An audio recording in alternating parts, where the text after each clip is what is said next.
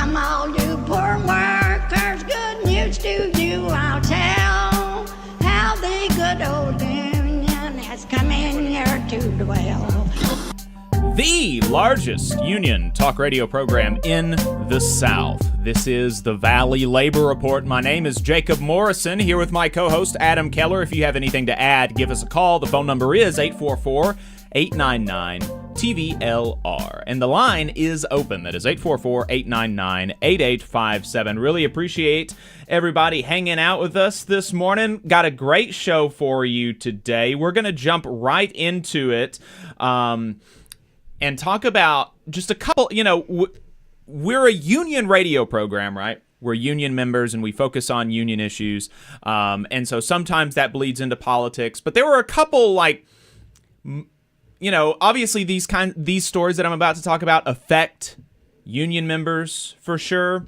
But they are, the connection is a little bit more tangential, but I wanted to share it with you, especially for those of you who are on, some of the more conservative stations that we air on. We air on several different radio stations, some of which are more liberal, some of which are more progressive, and some of which are more conservative. But particularly the folks who are listening to us on the conservative stations, I am not convinced that you are hearing some of this stuff that's going on.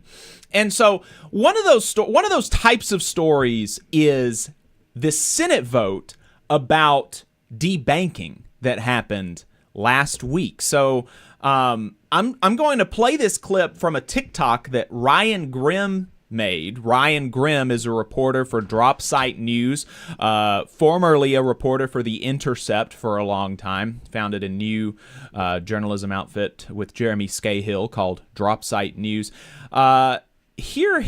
Let's listen to him explain some of the background around debanking as a concept and what happened last week.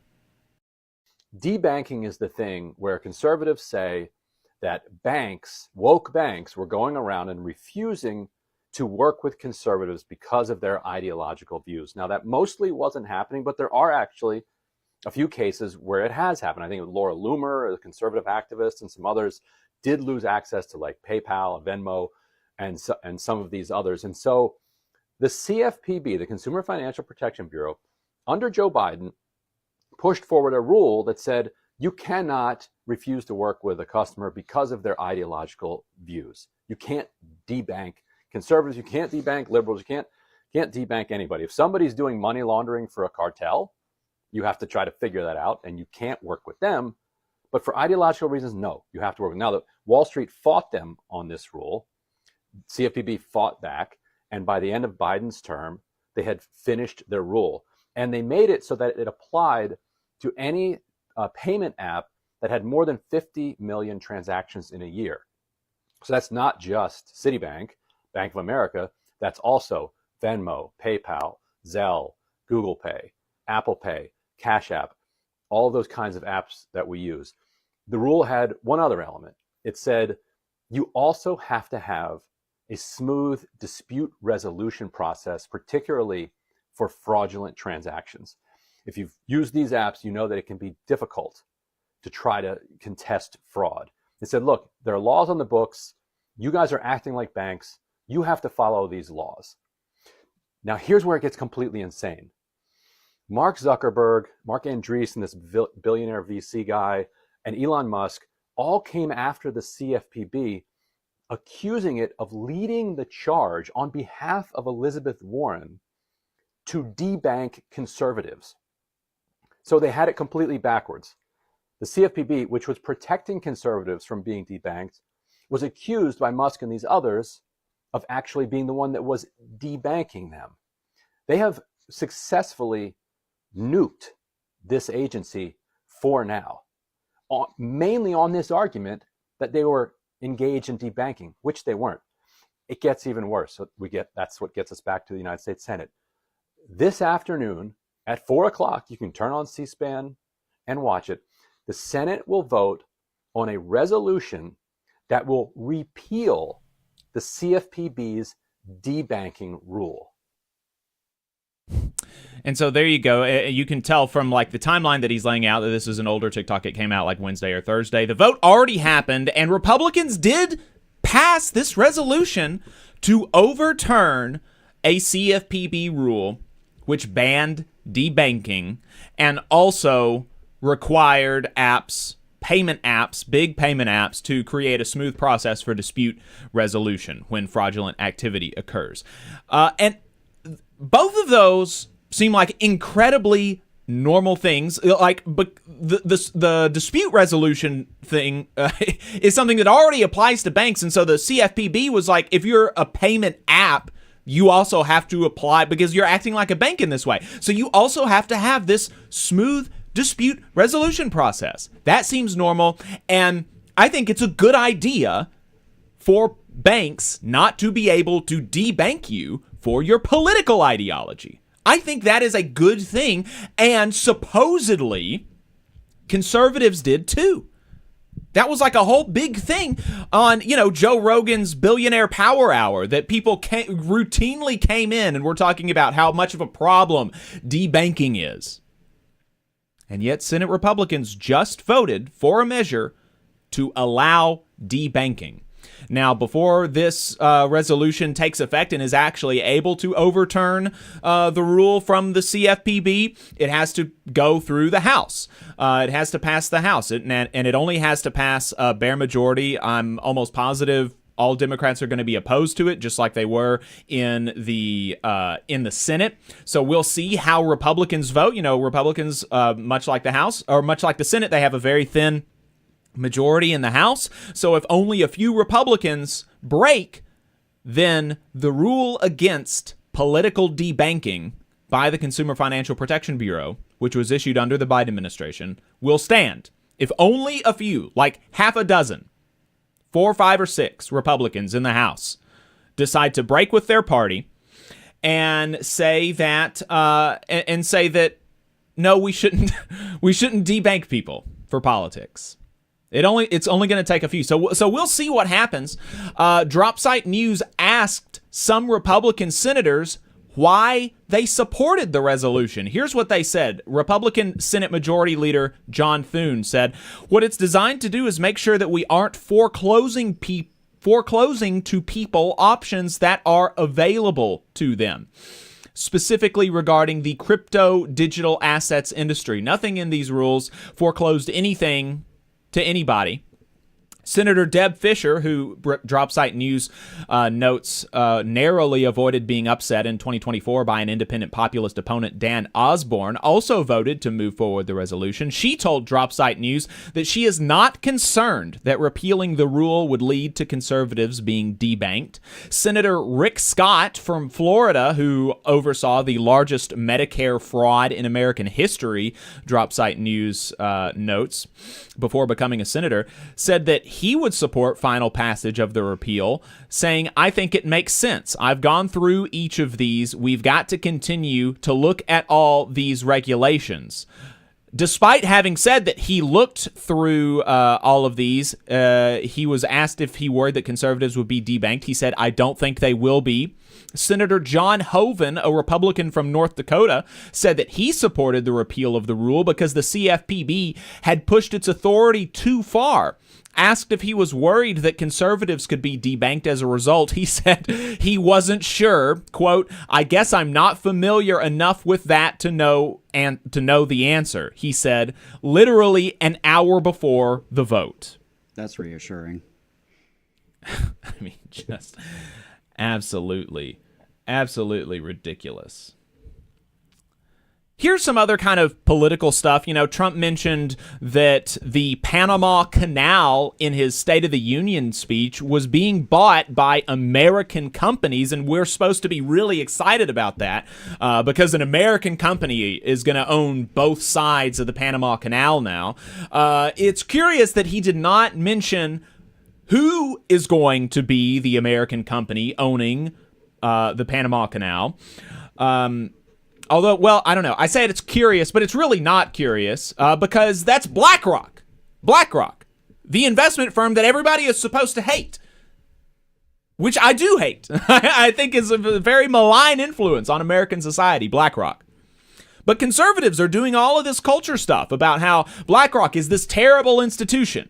And yet Trump, in his State of the Union address, or his speech to the joint session of Congress, it's not actually State of the Union. I don't know what exactly the difference is, but he was talking about how excited he was that BlackRock is going to be owning the Panama Canal. I'm not excited about that. Are conservatives excited about that? I don't know. You can let me know at 844-899-TVLR. That's 844-899-8857. Also, I do know that this was mentioned on conservative radio. I heard it being talked about on conservative radio before the latest update. And so y'all may remember the Cybertruck State Department deal that was $400 million.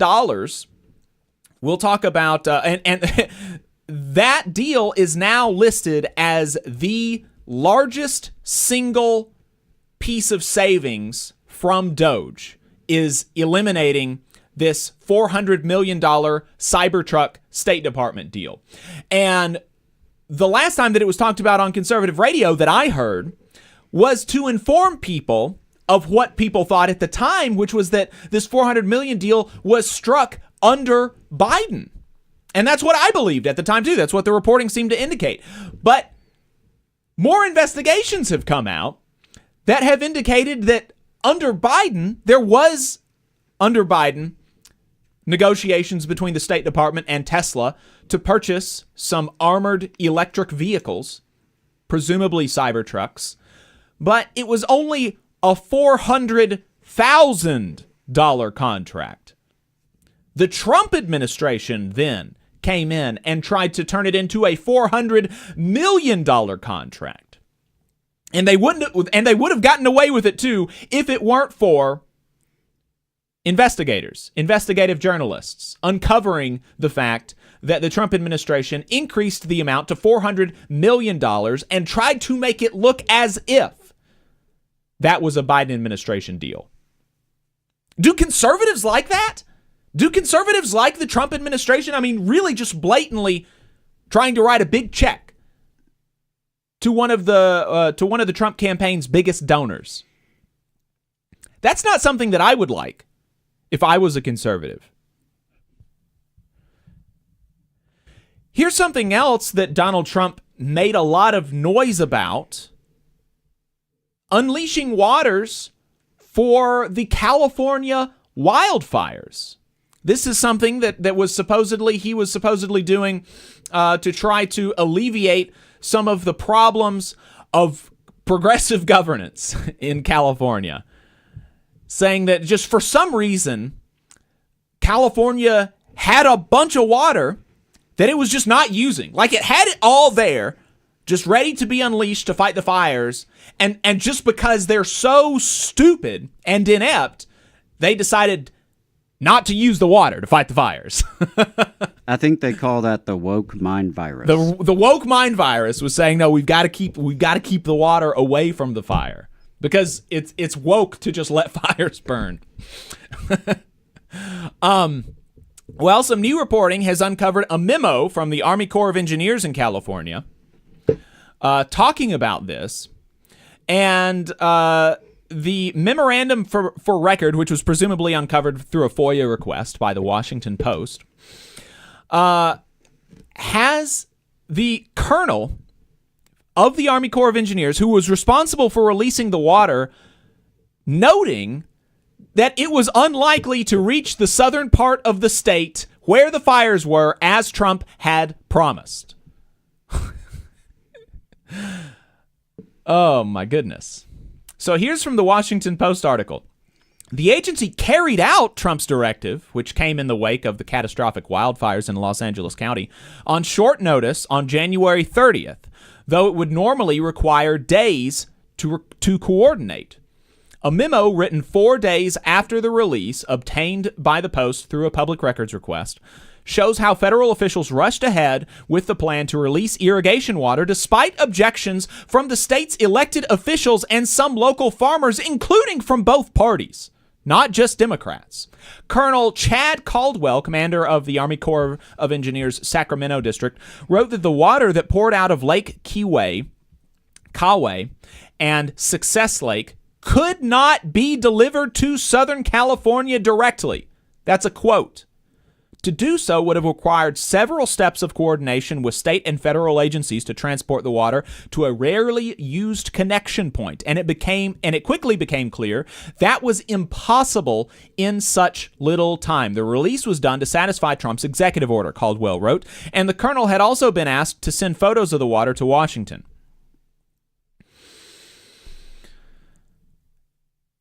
The release from the two Sierra Nevada reservoirs, which technically fall under the authority of the Army Corps but are managed in coordination with other federal, state, and local agencies, did not cause major flooding, and some of the water flowed underground to sites that store groundwater for future use. So hopefully most of this water was not just straight up wasted. But the episode, a week and a half into Trump's second term, drew criticism from farmers and officials from both parties in the Central Valley.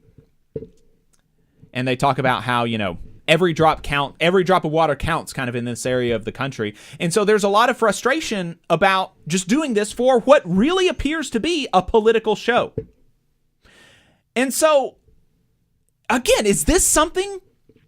Do conservatives want water just being wasted in California? That's not something that I think is good. That's not something that I think is good. I think that's problematic when we have stuff like that happening. And so there you go. There's a few political updates, particularly the debanking thing. This is something that I am particularly concerned about. I'm not obviously under the Trump CFPB. I think that debanking of conservatives is probably not super likely, but I am, as I was when conservative debanking was kind of a problem. I was concerned about that on just the principle of the thing. I don't think that you should be debanked just for your political preferences. But what I'm concerned about now is being debanked if you are a liberal or a progressive, or maybe you support Palestine. I think that is a real serious concern, especially when we have a new press release from the EEOC talking about stepping up enforcement of quote-unquote anti-Semitism, when we have Columbia University being having $400 million in federal funds taken from them because of alleged anti-Semitism on campus, almost all of which was just people criticizing Israel, which is all it takes to be anti-Semitic. Whether you're a Democrat or Republican, frankly. I mean, Democrats and Republicans are both going around saying if you criticize Israel at all, any criticism of Israel is anti-Semitic, according to these types of people. And so I think there is a real concern. I think there's maybe some concern about, continuing, particularly if you're like literally a Nazi, maybe being debanked under this regime, potentially. Probably less now, but if you've ever said anything in support of Palestine, I think that there's real kind of concern there. Well, yeah. I mean, the administration traffics in narratives where they call people radical leftists. They accuse people of being terrorists or terrorist sympathizers, right? Because they don't like their politics, right? Yep. I mean, bottom line, you know. So that is a real concern, and I agree. That's why I wouldn't want it for people I disagree with either, right? Because of the precedent it sets. But yeah, a lot of hypocrisy for sure. But I'm not sure, like you said, if folks are actually hearing that in the conservative media sphere. So we'll see. We've got on the line, we have he's calling in from a 256 area code, Charles Conaser, a journeyman ironworker from the Ironworkers Local 477, a longtime sponsor of the program, the local union. Charles is calling in now. Charles, welcome to the program. Thanks for making the time. Hey, Jacob, how's it going? Good morning. Thanks for having me. Absolutely. I really appreciate you taking the time to call in.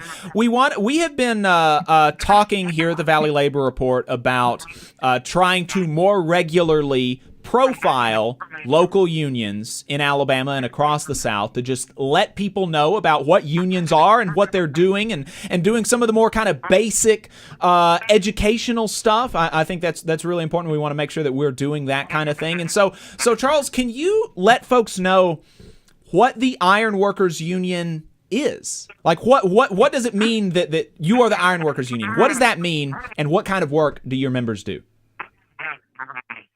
Right, absolutely. Well, we're a labor trades union, formerly known as the International Association of Bridge, Structural, Ornamental, and Reinforcing Ironworkers. But to me, the Ironworkers Union is a skilled trade and also a career, if I may add. It also provides great retirement, hourly wages, health and welfare, and we also have a college accredited apprenticeship, so that's always a plus. Absolutely. And what kind of work do your members do? Just to piggyback on what I just said, we do bridge work, structural, ornamental, and reinforcing work. So. And what about you? I mentioned that you're a journeyman iron worker. What kind of projects are you working on these days? Right now, I'm actually pushing a raising gang on the BTL project, doing an expansion to the Shop 4 power service shop right here in Muscle Shoals, Alabama. Very cool. And you mentioned that, the pay and benefits are a big plus of being a union journeyman iron worker as opposed to maybe an iron worker at a non-union contractor. Can you tell us specifically what is the compensation package for a journeyman iron worker in Local 477? Yeah. Well, it varies depending on where you're working. But for me, I'm working on a TVA site, where the total package for a journeyman iron worker is, $54.77, which that includes all wages and benefits. And additionally, in addition to the wages and benefits, you also have pretty good healthcare coverage. Can you talk to us about that? Yes. So I'm actually trying to pull up a picture right now to see what that breakdown is, if you'd like to hear that. Absolutely. Yeah, I think that would be really great. So for me on a TVA site, right now the health and welfare is $6.22 an hour. That's going towards your package. And then you got pension annuity, which, the pension is $8 an hour. And then your annuity is $2.67 an hour.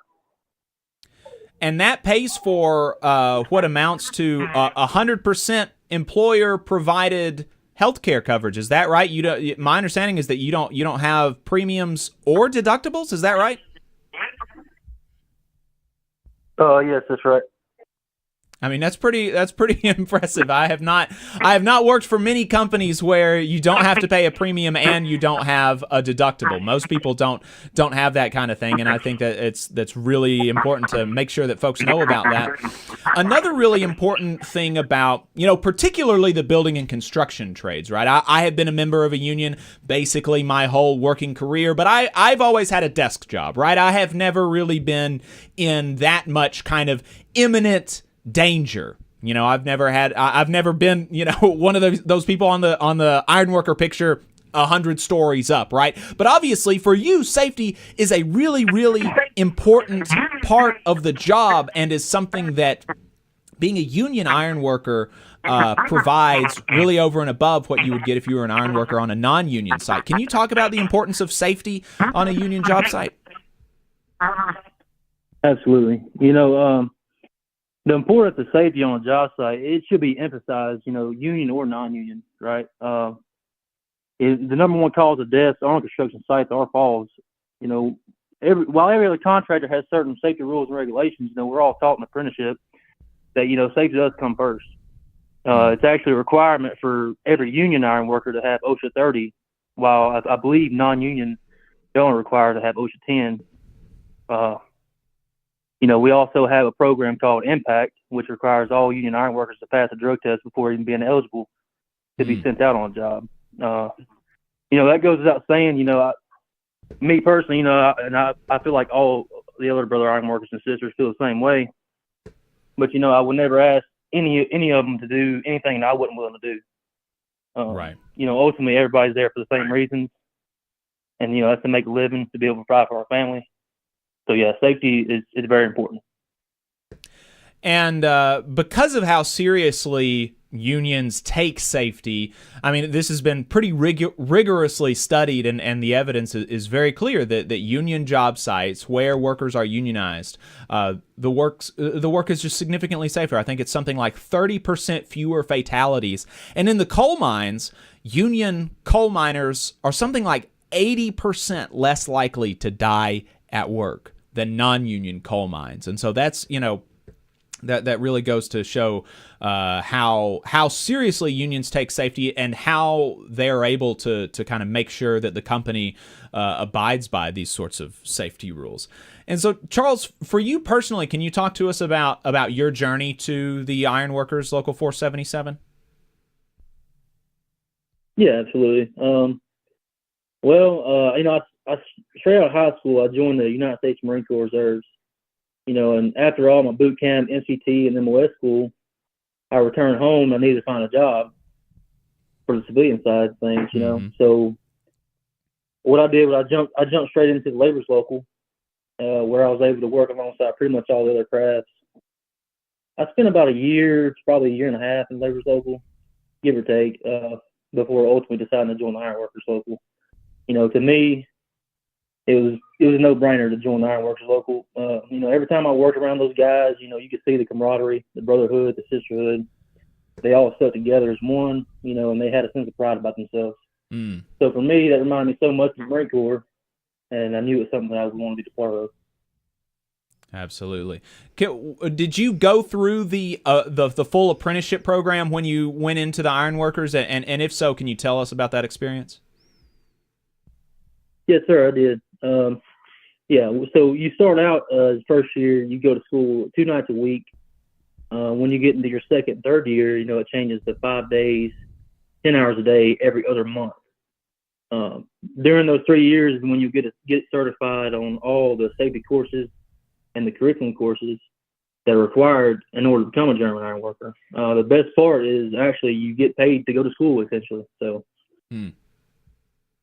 Absolutely, yeah. I've been talking to some people in the workforce development sort of sphere, and having come from knowing a lot of folks in the union building trades and stuff like that, I have always been used to the apprenticeship programs being an earn while you learn sort of thing. You don't have to pay to go do these apprenticeship programs, and I have recently learned that in some non-union apprenticeship programs, you do have to pay.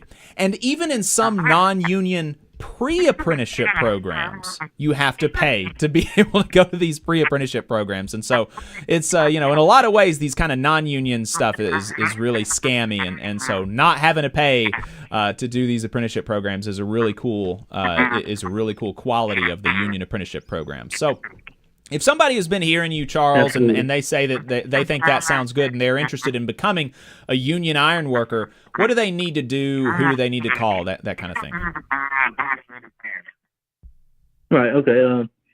Well, you can report to the apprenticeship school, or you can go to local 477's main union hall, and just to kind of get ahead of the game.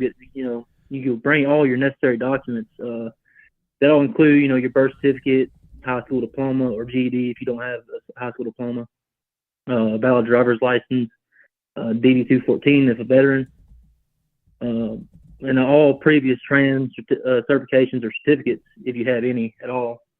Then you'll fill out your application.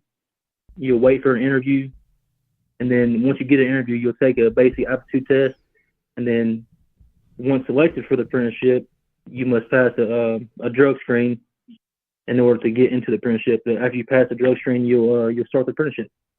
All right. Charles, I really appreciate you taking the time to talk to us this morning. I enjoyed it. Yes, sir. Thank you for having me. All right.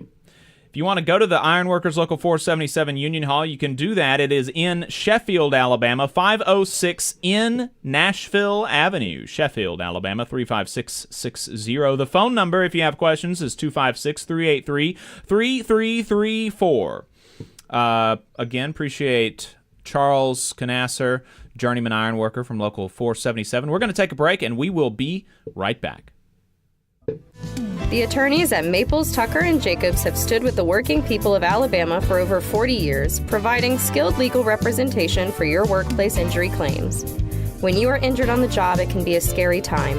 The attorneys at Maples, Tucker, and Jacobs have the experience to guide you through the process to make sure that you and your family are properly taken care of and your rights are protected. If you need help, call the attorneys at Maples, Tucker, and Jacobs at 855-617-9333 or visit online at www.mtnj.com. No representation is made that the quality of legal services provided is greater than the quality of legal services provided by other law firms. Support for the Valley Labor Report comes from the International Federation of Professional and Technical Engineers Union. Learn more by visiting www.ifpte.org. Are you looking for a better future, a career that can have you set for life, and to be a part of something that's bigger than yourself? If you are, then consider a skilled trades apprenticeship with the International Union of Painters and Allied Trades. The work of IUPAT is all around us, from the industrial painters who work on the bridges to drywall finishers, floor coverers, the glazers who install the glass in our skylines, and so much more. With an IUPAT apprenticeship, you earn while you learn and receive benefits while learning the trade, including a pension.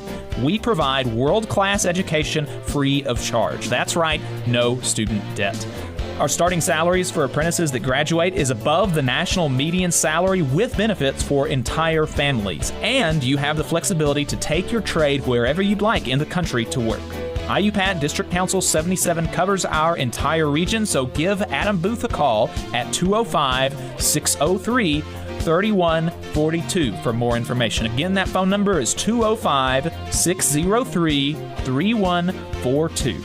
Come build a better future with us today and join IUPAT. We're the nurses, firefighters, and claims representatives that help keep our government services running. We respond to natural disasters. We care for our nation's veterans, and we investigate discrimination in the workplace. We are federal and D.C. government workers, and we are proud to serve the American people. Working in more than 70 agencies across the government, we know we can fulfill our mission because our union has our back. Learn more at afge.org. Paid for by the American Federation of Government Employees, AFL-CIO. Since 1889, the National Association of Letter Carriers has protected the rights of city carriers as they deliver the mail and offer support for their community. The Alabama State Association of Letter Carriers makes their legislative voices heard when it comes to issues involving the U.S. Postal Service and the working members of the union. The National Association of Letter Carriers has been longtime supporters of the Muscular Dystrophy Association and the Stamp Out Hunger food drive. This message is sponsored by the Alabama Association of Letter Carriers. To learn more, visit NALC.org.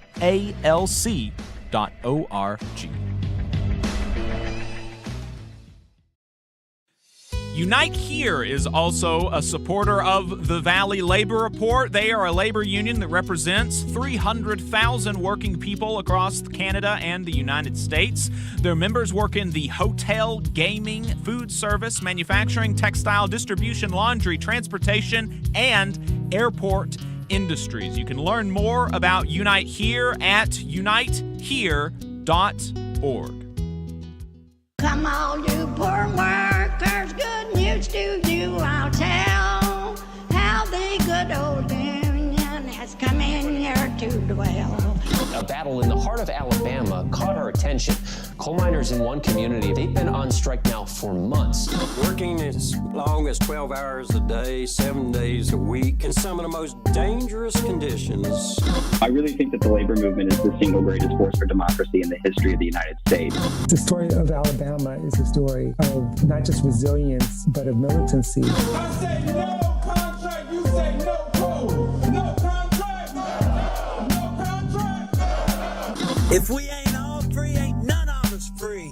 You're listening to Alabama's only union talk radio show, The Valley Labor Report, with Adam Keller and Jacob Morrison.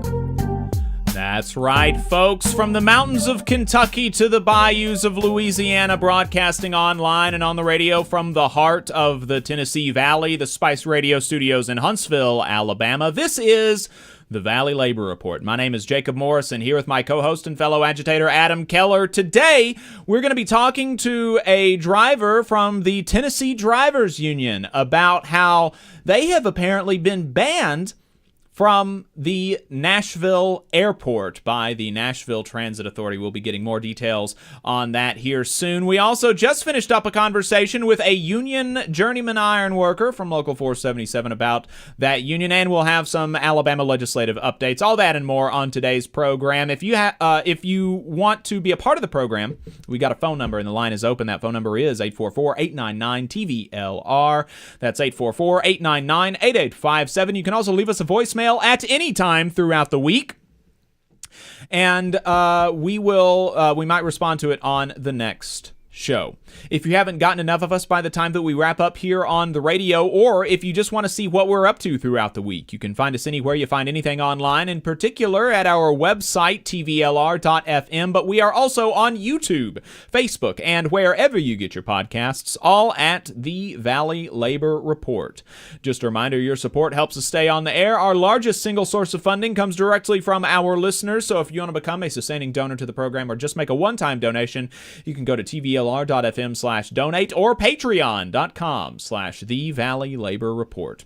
We got a bunch of really cool merch for sale at tvlr.fm/store. We've got our logo dad cap, some of our join a union, no, we don't have any of those left.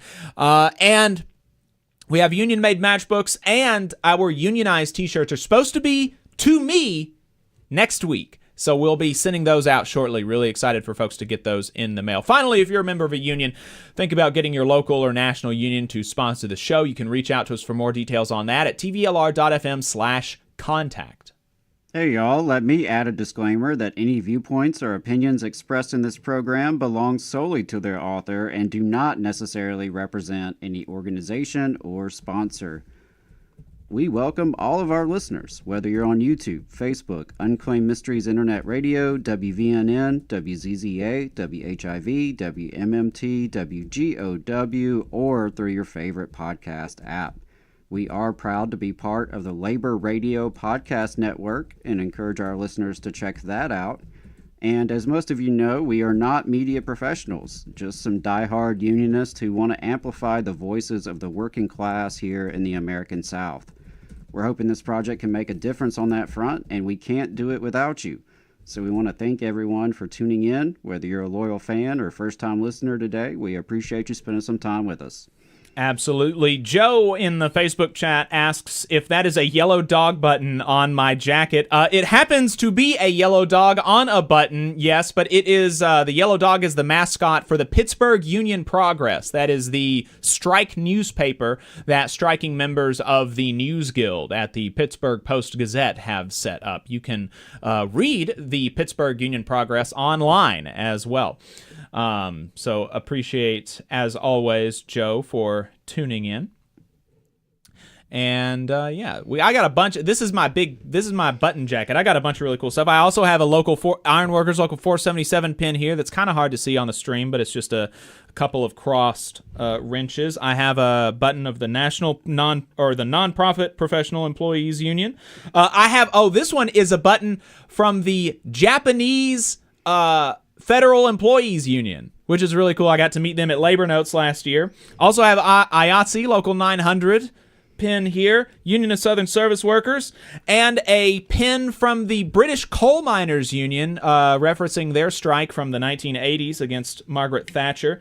Hope she's not doing good down there. Let's go ahead and jump right into Last Week in Southern Labor. We'll be talking to a member of the Tennessee Drivers Union here shortly. But first, we got to see what workers in the U.S. South and the American colonies were up to from February the 28th to March 7th. Also, I'll start with a note that all information on Florida's public sector union elections come from McKenna Schuler's monthly roundup of Florida union news. You can check it out on her website, caringclassrevolt.substack.com. floridaLabor.com.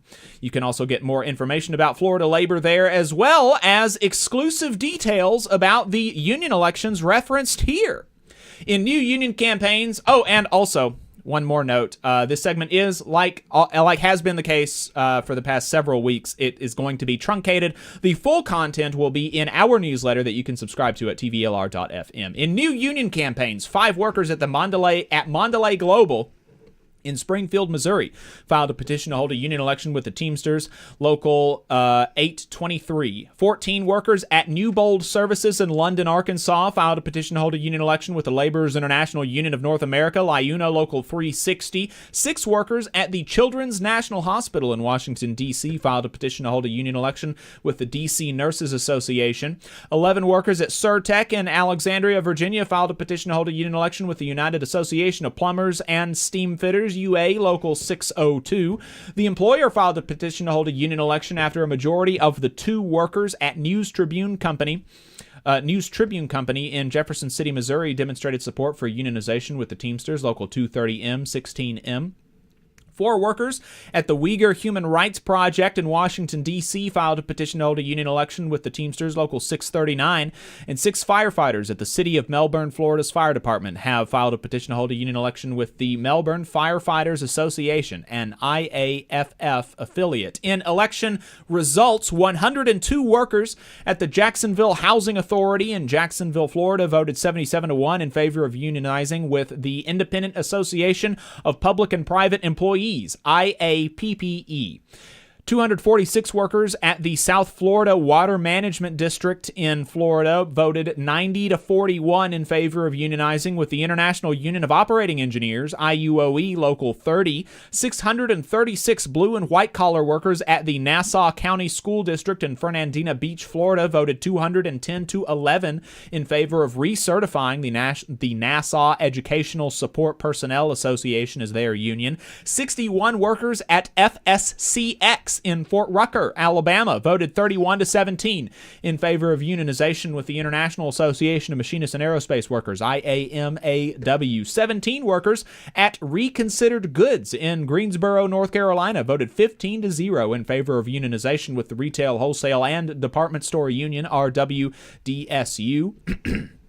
10 workers at Southeast Service Corporation in Tampa, Florida, voted 8-2 in favor of unionization with IUOE. 140 workers at Radial in Locust, Grocer, Georgia, voted 42-68 against unionization with the RWDSU.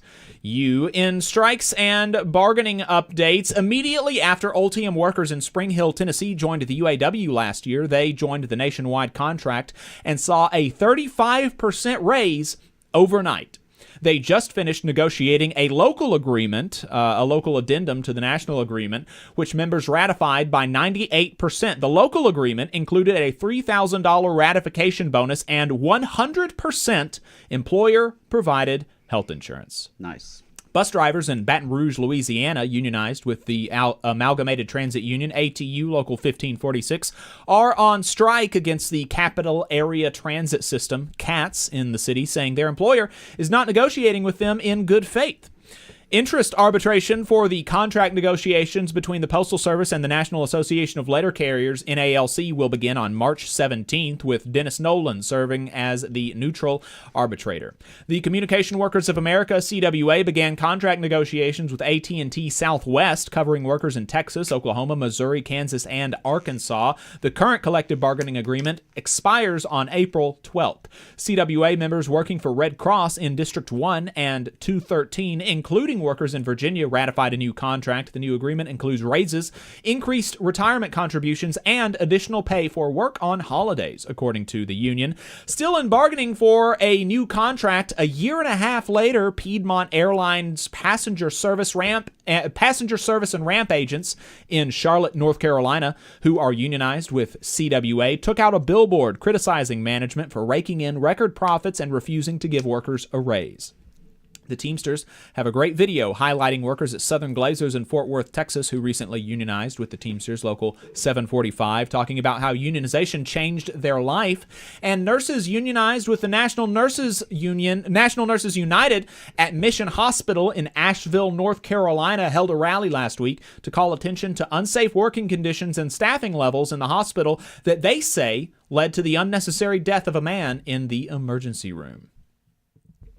In political and legislative updates, Texas Governor Greg Abbott celebrated the firing of a state employee in the Real Estate Commission for having pronouns in his email signature, despite the fact that the employee received glowing performance reviews and was an essential member of the division. According to his supervisor, this is the Free Speech Party.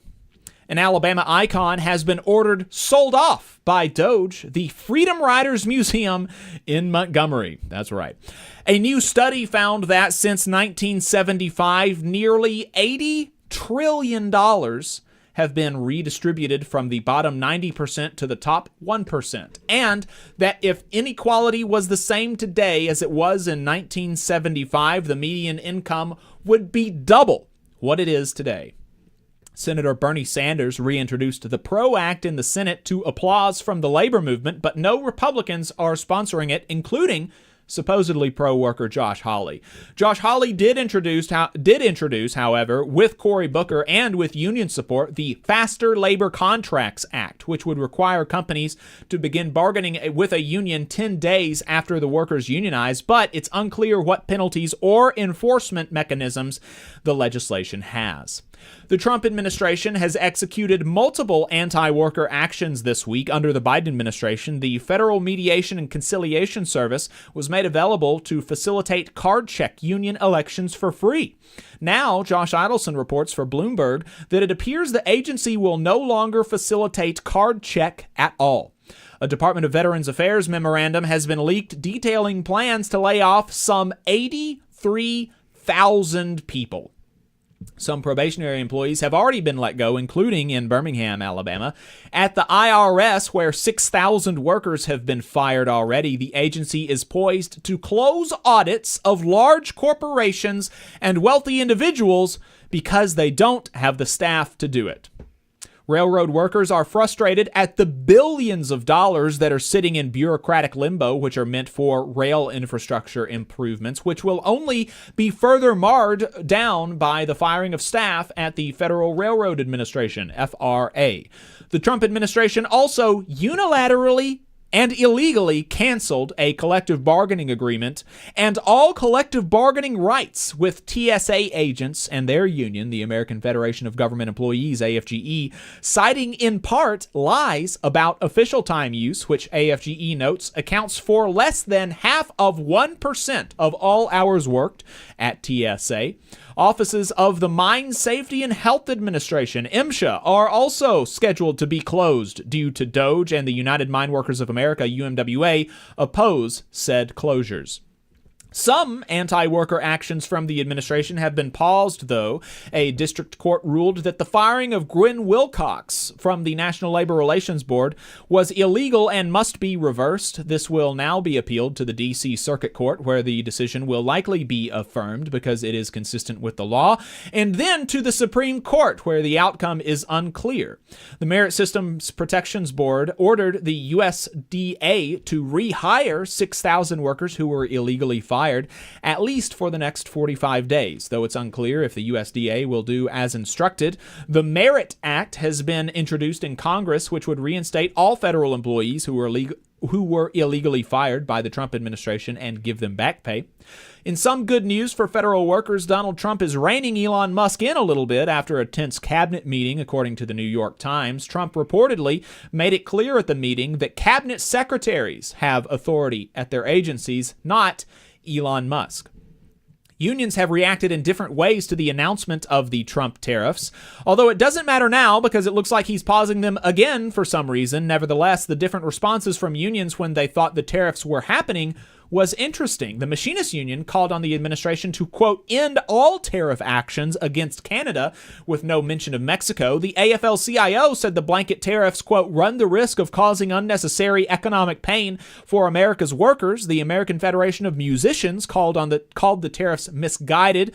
IFPTE called the Canadian tariffs nonsensical. However, the United Auto Workers strongly praised the actions without reservations, saying, quote, we are glad to see an American president take aggressive action on ending the free trade disaster that has dropped like a bomb on the working class, and that they are in, quote, active negotiations, end quote, with the Trump administration to, quote, end the free trade disaster.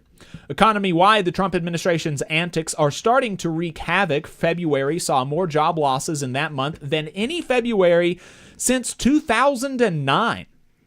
And it's not just government, though. Although government leads in job losses, the retail sector also suffered amid declining consumer confidence.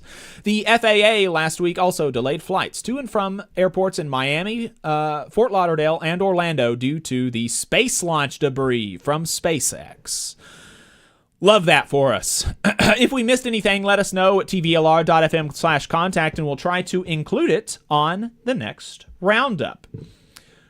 We have on the line now somebody from the Tennessee Drivers Union, I believe. Would you care to introduce yourself and the role that you have in the union?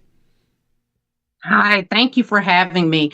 My name is Monique McLean, and I'm with the Tennessee Drivers Union, and I'm one of the leaders in the union and also as well as a volunteer for the union. And you are or were an Uber or Lyft driver, is that correct? Yes, I'm currently a rideshare driver at this time for a couple different apps, but primarily Uber.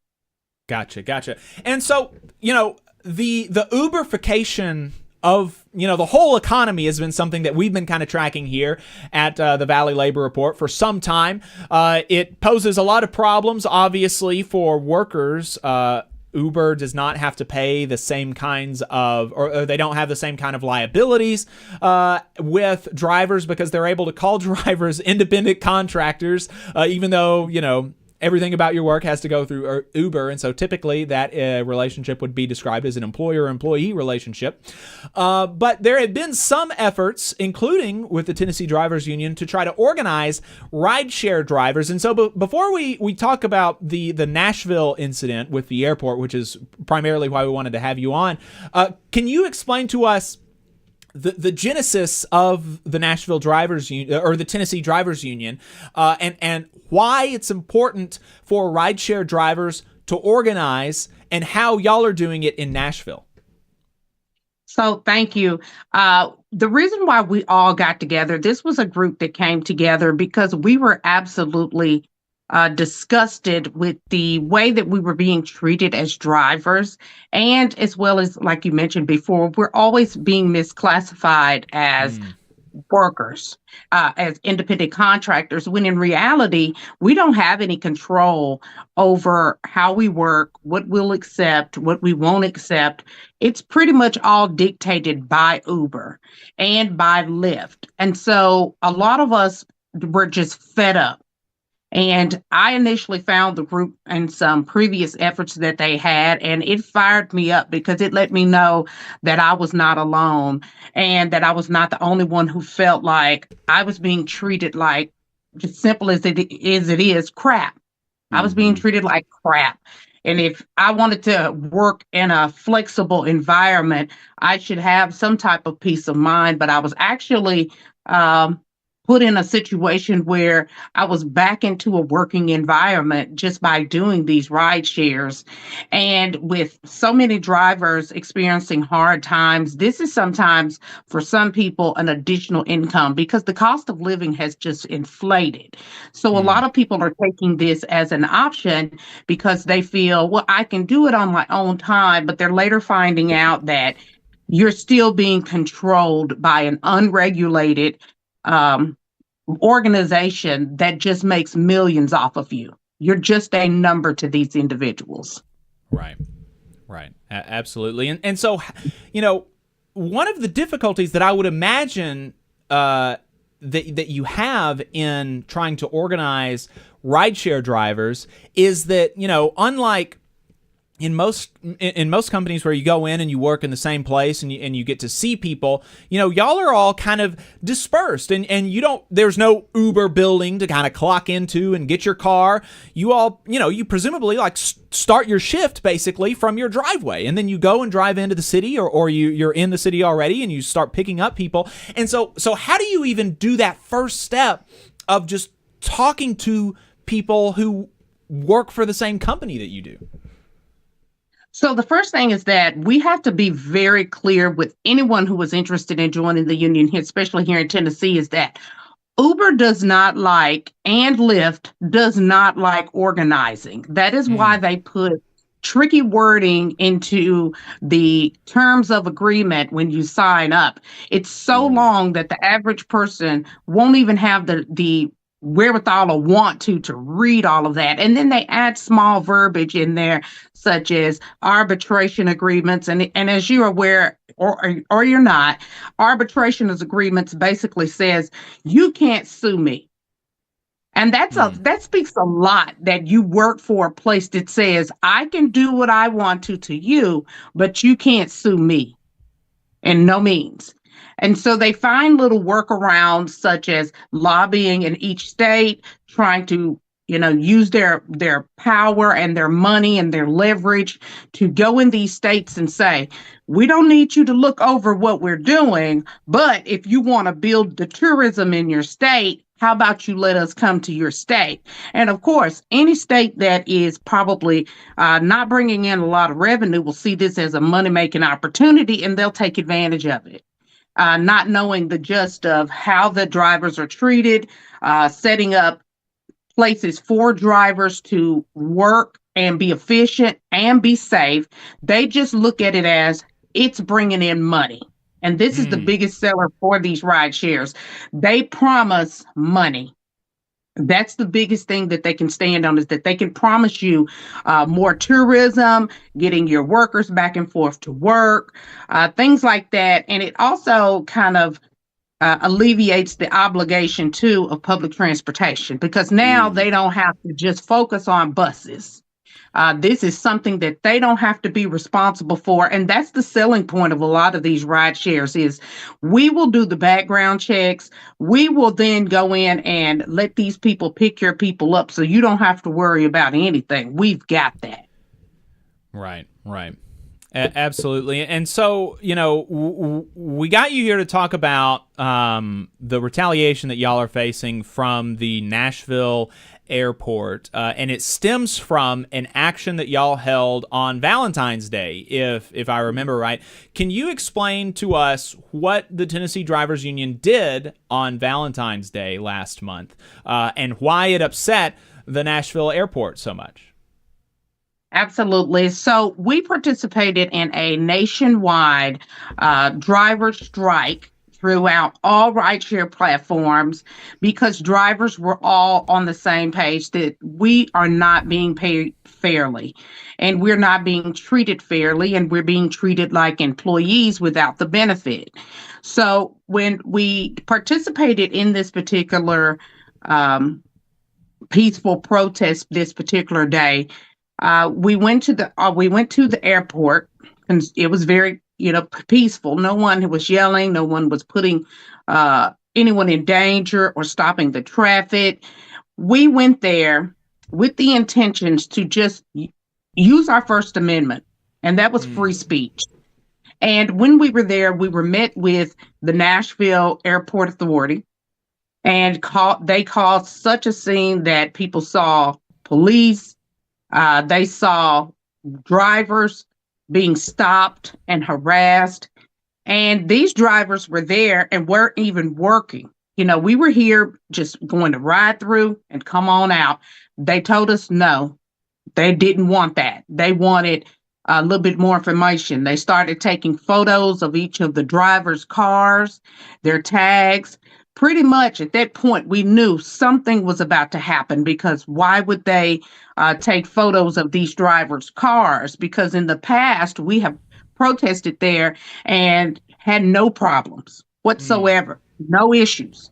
But this particular day was a lot different. On this day, a lot of the drivers, like I said, were coming through. They were coming through pretty quiet, pretty just doing what they do, had signs out just to show that Uber is basically mistreating the employees. And while we were there, they were also instructed not to turn their apps on because you're not to be working. You're not to be doing this and working. So after the rideshare caravan that day, each of the 34 drivers who participated received messages from Uber. Uber's message stated that you are being banned permanently because you picked up riders in the arrivals, which was false. So they gave us a false reason as to why. There were also individuals who were passengers. How they got that information is simply because of the tracking. They were banned as well. They didn't even drive a vehicle. So we had some people, exactly. So that was another thing. It's like they use this as a form of retaliation against drivers because, one, it's the first of its kind, and they felt like this was going to send a message to other drivers to get them in line. And a lot of times that's a way to threaten them and make them feel like if we ban them, look what can happen to you. So do what we say. And they so pretty much didn't have a choice. And so the ban was like these 34 drivers have been banned from driving for Uber ever and at any location. Is that right? Or is it just from the airport? They were banned. They were simply banned from the Nashville airport only. And the reason why it's very important is because the Nashville airport is a bulk of the income. Right. Not the city, it's not. But the airport is a bulk of the income. And it's funny that they got banned because this same airport made $2.4 million off of these drivers. $2.4 million, and they were able to give their CEO a $20,000 raise, a $200,000 raise. Now he's making $600,000, and all we're asking for is bathrooms. We're asking for spaces, and we can't even get that.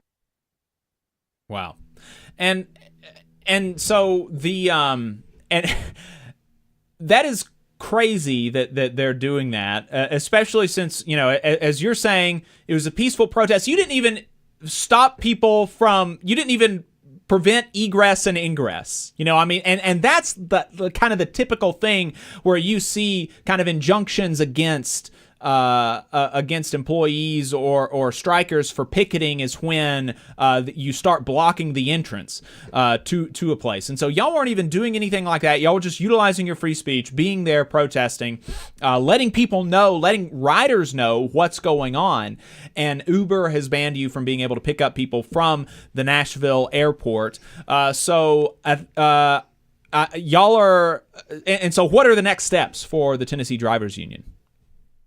So since we are very aware that the banning was not a mistake and it was intentional retaliation, because we have a bill with the state right now for consideration, we knew that any way that they can intimidate the members and find a way to attack them because of this bill, we were prepared. That's why each person that joined this understood there could be some consequences, because we've been targeted in many ways, such as low rides, very low paying rides. And our next step is, one, we want to get this bill passed, and we want to continue to work with the city to find some type of way of coming to a compromise for the drivers, especially with pickups and drop-offs, as well as with the Nashville airport. And we've been working with them, not working with them, but trying to meet with them so that we can have a conversation about this type of situation, about getting the drivers unbanned. And we've got forms that individuals can fill out to also show their support. So we have many other steps, but these are the first most important right now, is getting the drivers unbanned, because we've seen so many that have lost income that is dramatic. Right. And so how can folks support, if there's a listener out there that wants to support the Tennessee Drivers Union, what can they do? And if I am a driver in Tennessee, how can I get linked up with you? Absolutely. So the Tennessee Driver Union has many, they have two separate social media outlets, one being TikTok, it's very famous, and then we have another one on Instagram. And in our Instagram bio, we have a form that drivers as well as companies, individuals can go in that bio, and there's a link to sign support. And it is free. These things are not where you have to pay for them. We're just asking for your support so that we could take this to wherever we get to the house and wherever we need the support to say we've got people backing us. So like I said, the first one is signing up for our TikTok. It's the TN Drivers Union, TNDRIVERSUNION. And on the Instagram page, same name, there is a link in the bio where you can fill out that form. You can also see who else has signed in support with that. And another step that they can also do is call the Nashville Airport Authority to have these drivers unbanned. And how would the Nashville Airport Authority be able to do that? I guess because the Nashville Airport Authority has to let Uber be there and pick people up, and so the Nashville Airport Authority could theoretically say to Uber, if you don't unban these drivers, you can't operate at our airport. Is that kind of the mechanisms by which the airport authority has leverage? Yes, and Uber has passed the buck on to the airport, taking little responsibility in their part that they played in the banning. They've pushed us all over to the Nashville Airport Authority and says, well, it's up to them. But then we couldn't understand because they're telling us that Uber has this authority. So who's telling the truth here? Who's telling the truth? And so, wow, that's crazy. So, what do you think then? Does the Nashville Airport Authority need to make a public statement saying we want these people to be unbanned? We didn't ask for them to be banned. Is that kind of what you're asking for? Yes, we're absolutely asking for that, as well as they had the ability to have us banned, and they also have the ability to have us unbanned. Because when they turn in your tag number and or your name or driver's license, pretty much Uber says, well, we'll do whatever you say because we're at your mercy. Right. All right. Tennessee Drivers Union, really appreciate you for taking the time to talk to us today. It's been good. Thank you so much for having us, honey. Please let our story get out there because we want to shake this nation. We don't want to be the only ones. We want to be the best, and we want to make sure that others stand up for your rights. Absolutely. Amen, sister. Appreciate you. Yep. Thank you. Thanks again. Thanks for the time. We've been talking.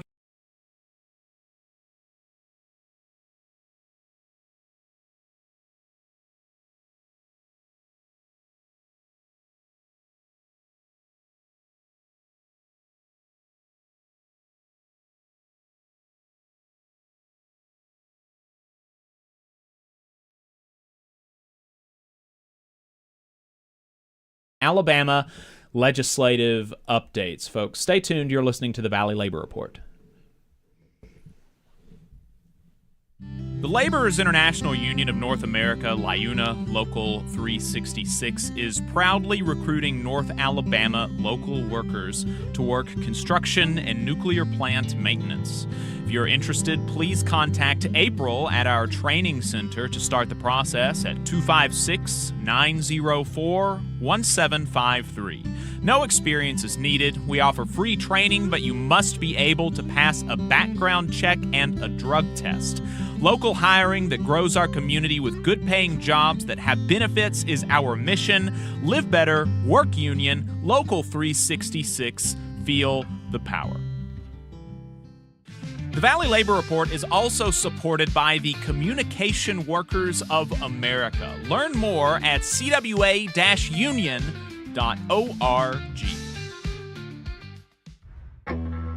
Support for this program is provided by the International Association for Machinists and Aerospace Workers, Local Lodge 44 in Decatur, Alabama. Learn more at iamaw44.org.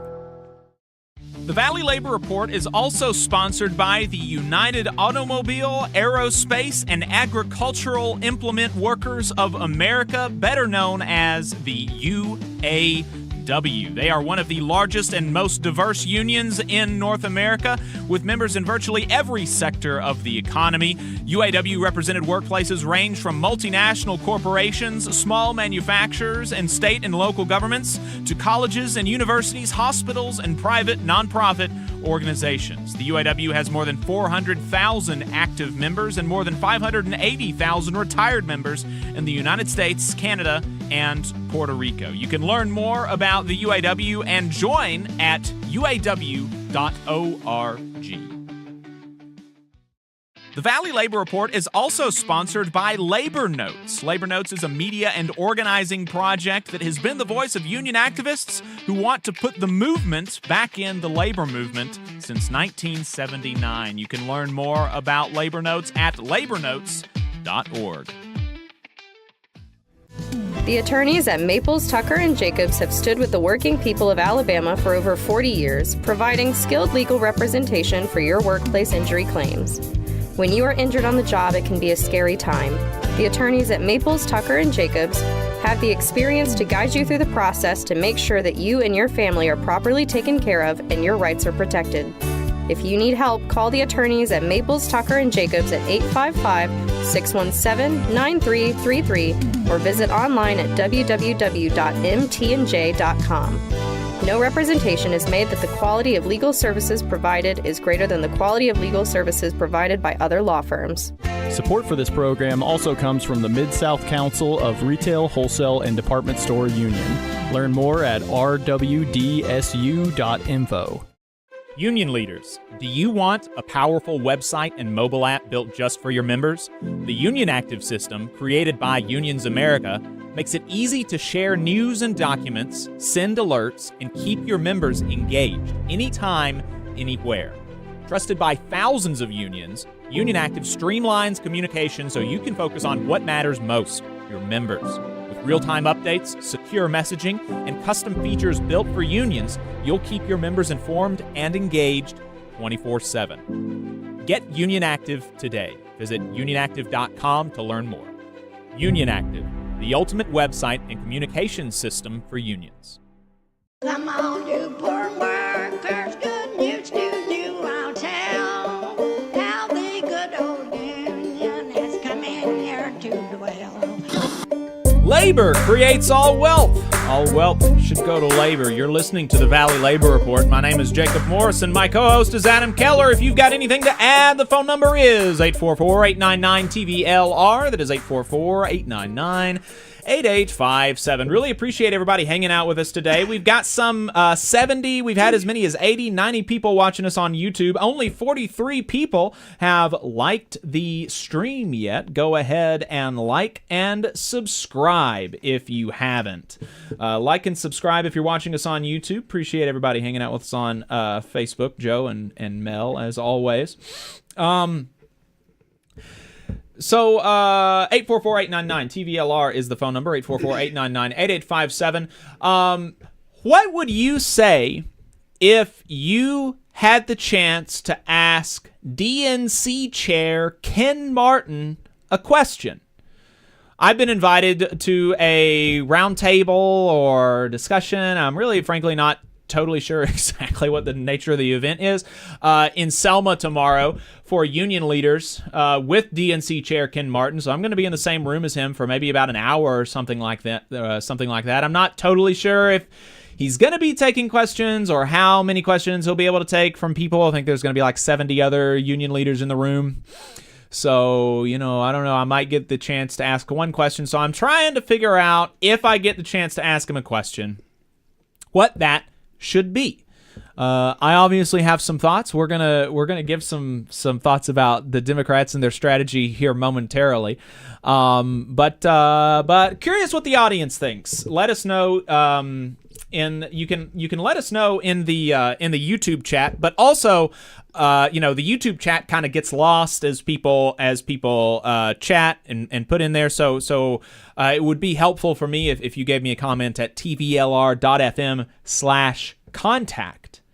tvlr.fm/contact. I've asked multiple people, including my barber, what I should ask him, and to put it politely, the answers have been, and not from like conservatives, right? I mean, I'm asking, of course, conservatives, Democrats are terrible because they're too woke or whatever, or they're not or they're not conservative enough. That's kind of the answer from conservatives. But for people who are kind of more inclined to vote for Democrats, their answers have been, I've asked like 3 different people, kind of normie types, and it's been like, what the heck is wrong with you? What is wrong with Democrats? Why are you not doing anything? What is wrong with you? You stupid little signs. So yeah, curious what your thoughts are on that. tvlr.fm/contact. Adam, we have some legislative updates in Alabama. There is a bill aimed at restricting unemployment. Adam, are unemployment benefits given out freely and liberally here in the state of Alabama? It turns out Alabama has one of the strictest unemployment systems in the country. It is not a very generous system compared to many other states. It is, intentionally designed to be difficult to access. And I don't know, maybe this is a hot take, but I think Alabamians who have lost their job should be able to claim the unemployment insurance benefits that they've earned without a lot of unnecessary hurdles. But we have House Bill 29 by Representative Ed Oliver out of Dadeville, which would increase the number of employers that UI participants must contact each week from 3 to 5. Right? So you already have to put in 3 applications a week to maintain your unemployment benefits. And I'll tell you a little bit more here in a sec what those benefits entail. But this bill would make it harder, right? So you're going to have to add 2 more applications per week, 5 total. And I don't think it's, hard to conclude that the point of this bill is to pay out less unemployment insurance. And so it's going to add an administrative burden on people who are already in a bind. And there's little evidence that this is actually going to help people find work, right? I want to turn to some reporting by the Alabama Reflector. I always appreciate the work they do, particularly covering the State House, alabamareflector.com. Worth following them and keeping, especially those of you here in the state. And in their reporting, they talked to Senator Arthur Orr out of Decatur, who talked about how this would, supposedly help with the state's low workforce participation rate, which is currently at 57.8%, and the national rate is 62.5%. Right, so less Alabamians are in the workforce compared to many other states in the country, and they think adding additional searches to your unemployment claims is actually going to help that problem. Unemployment benefits in Alabama currently range from $45 to $275 weekly, depending on the person's earnings in a defined period. And just for context, the median household income in Alabama is about $1,193 per week, right? So you are earning at best, 20% maybe of, the average household income on these unemployment benefits. I will just be honest that the last time I was eligible, I gave up. It was just so convoluted, and there were so many, so much paperwork involved, and the amount of applications, and it was just not worth the hassle to get, $75 or whatever they were going to give me. And that is the point. to make it harder for folks who pay into this system. We all pay into this system. So that bill is out there. I will add that they have made an amendment to the bill, which makes it a little less bad. My buddy Dev at Alabama Arise was able to testify against this legislation, pointing out that in some rural areas, there's just not that many employers. Right? Yeah. I mean, there are counties in Alabama where there are just a handful of employers to pick from. And if you're restricted from reapplying for the same job, you're going to run out of jobs to apply to pretty quickly in some areas. I know that doesn't track for everywhere, but certainly in pretty large areas of our state. So, yeah, I don't understand the reasoning behind it unless that it is what it looks like. Make it harder for people to get the benefits, and presumably that's going to entice people to get in the workforce.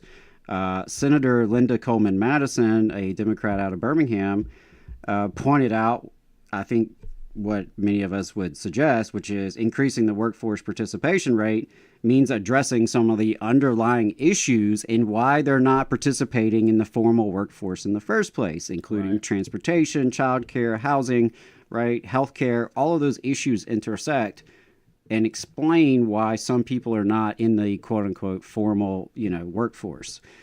So we have that bill going on. I will say that there are some other more positive pro-worker bills that are moving in the Alabama legislature, including paid parental leave for state and education employees, as well as workers' compensation for education employees. So, it's not all bad news. And I think, more and more legislators are hearing from working people, and that really does make a difference.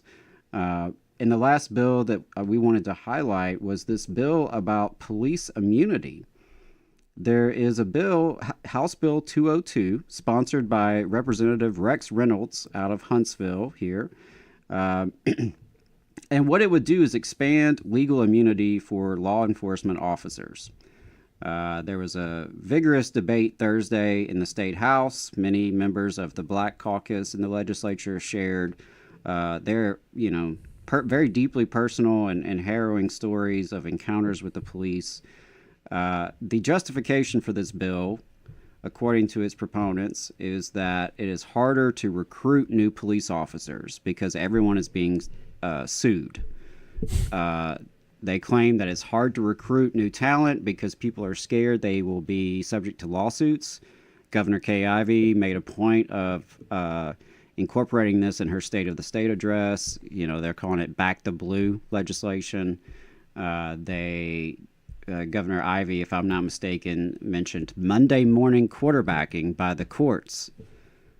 Now, again, with another hot take here, but I'm just going to suggest the easiest way not to get sued as a police officer is to follow the law, right? If you're not beating people and murdering people and violating people's civil rights, you're a lot less likely to be sued. I just think I just think that's rather obvious. Well, one of the questions that I have about bills like this is, what is the inciting case? Right? Because presumably if they're saying, the cops, they're so scared. The cops are so scared about the mean people who want them not to harass citizens. Presumably there would be a case that they could point to and say see, this guy, he was locked up and he didn't do anything wrong. He was just a really nice guy.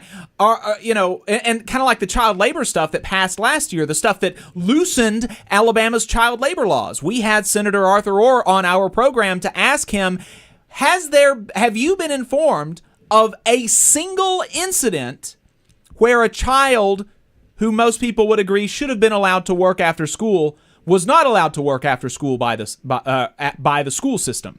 And he said no. And that's what the legislation did. It allowed people to not have to get permission from their schools to work. And so, the obvious question is, has that ever been a problem for even a single person before? Right. He said no. The answer to that was no. So, Adam, have they put forward any specific examples of really nice, good cops just being harassed for no reason? Yeah, I haven't heard it. I'll put it that way. I have not heard it. There are folks out there following this legislation a lot more closely than me. I will say that. But in full transparency, I have not heard any real strong arguments that support this case, right? We all are aware of police misconduct across the state of Alabama where people have been harmed. People have been killed. People have been beaten. People have had their rights violated. It's often been in a racist and disproportionate way. It typically affects poor and working class people, right? Wealthy folks typically aren't getting the brunt end of this. We just had a police department in Coleman County abolish itself, right? Or be abolished because of its misconduct. It was basically a criminal cartel. And they abolished the whole police department there in Huntsville, Alabama. And it's wild to think that you take all this in, you're aware of all these things, and you think the solution is, well, we need less accountability. We need to make it harder for people to hold law enforcement accountable for actually following the law. And now their argument is always, if you're not doing anything wrong, you don't have anything to hide. You don't have anything to worry about, right? Mm-hmm. So why not look at yourself with that same standard, right? If you're following the law, if you're respecting people's civil rights, you don't have to be worried about being sued. And if you are sued, that's what insurance is for. Guess who else has to worry about this? Who works with the public? Teachers. Right? Teachers, you can make this same argument that educators fear being sued by parents or others. And given our climate and the context they're operating in, it's a valid thing. It is a real concern, right? But no one's rushing to give extra immunity to the teachers and to protect them from that. It's very concerning. It's very concerning given the state of policing in this country and in this state in particular, with a really long, bloody, ugly history. And the idea that we need less accountability, we need to make it harder for citizens to exercise their rights and protect their rights in the judicial system, it's very disturbing. And to think that it is an argument based on, well, it's hard to recruit folks right now. Yeah. Well, maybe the reputation you're earning yourselves is contributing to that difficulty in recruitment. I'm just saying. Yeah. Yeah, well, the cops are just small beans. Small bean cops. We got to make sure. So I would just say, make sure you're talking to your lawmakers. Stay in touch with them because they hear from lobbyists. They hear from special interests. They need to hear from regular old working folks like us. So be in touch with them. It's not hard to find them. Do that. Boss Watch is a segment that we try to do every week where we take a look at what bosses are up to in the South. We have a segment of Boss Watch that is sponsored by Labor Lab called Union Busters. Labor Lab is an employer watchdog organization. They are committed to safeguarding the right to organize through unions, collective bargaining, and mutual aid. They do this by combing through reports that union busters are required to file with the Department of Labor. Last week's updates come from Citizen Access Residential Resources in Olympia, Washington, where they hired Action Resources for almost $4,000 a day. Citizens Access is a nonprofit that supports adults with developmental disabilities. And Action Resources, which sometimes also goes by the name Team Optimal Employee Relations, is owned by Alex Alejandro Casillas. Action Resources, in this case, subcontracted Lito Labor for $2,000 a day. Luzo Slim is the president of Lito Labor and a senior consultant at Action Resources. She is a former union representative for HERE Local 11 prior to the merger with Unite, and only 2 years before her transition to union busting work, organized alongside Cesar Chavez. Workers alleged in a hearing that Slim and other labor consultants targeted and tricked Haitian and Latino workers, in part by telling religious workers that, quote, the union was the work of the devil. She has also been delinquent on various statements of information required to be filed annually. According to the California Secretary of State, a union campaign is ongoing at that nonprofit. EDP, which does business as Quality Propane of Minnesota in Burnsville, Minnesota, hired Independent Center for Worker Education for $350 an hour. Ryan Wathan is the president of the Independent Center for Worker Education, which also does business as the Labor Educators. Wathan is a former union organizer, having worked for UFCW for 15 years. Starting in 1990, workers lost the union election 2-6. Vacuum Truck Rentals in Richland, Mississippi hired LRI Consulting Services for $425 an hour. Amazon DSD5 in Vista, California hired Keith Williams via Road Warrior Productions for $2,000 a day. Amazon DJZ4 in Kearney, New Jersey hired Keith Williams via Road Warrior Productions for $2,000 a day. Clean Harbors in Stockton, California hired Action Resources for almost $4,000 a day, but despite the union busting, workers won their union 13-7. And finally, Optum Health in Chappaqua, California hired YSA Consulting in 2023. Despite the union busting, workers won their union 553-295. That's it for us today. We have a second half of the program. Find us online, Facebook and YouTube, to keep watching the show, where we're going to be debating a Teamster turned union buster. If you don't do that, though, we will see you next week.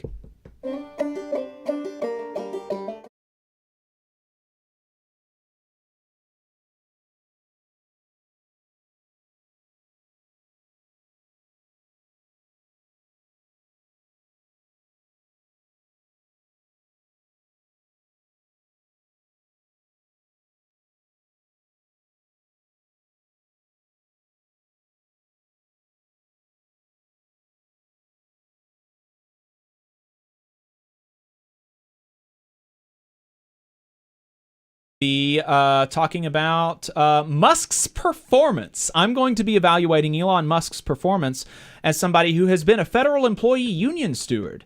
So I've gone through these kind of discipline cases, so I have some experience there and know kind of what those look like. So I'm gonna kind of evaluate that as if I was his supervisor within the federal government. So hopefully y'all enjoy that. We're gonna take a break really quick, and we'll be right back with Overtime.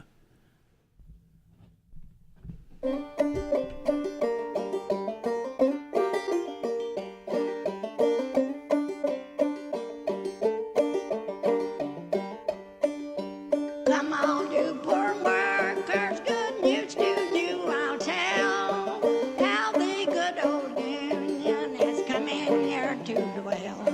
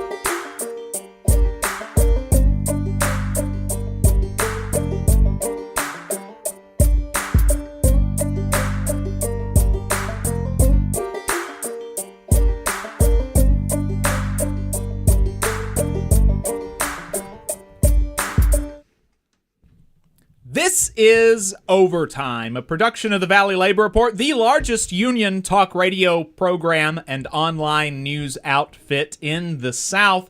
Coming to you from the heart of the Tennessee Valley in the Spice Radio studios in Huntsville, Alabama. We are run by working people and for working people in the South and all over the country. My name is Jacob Morrison. My co-host is Adam Keller.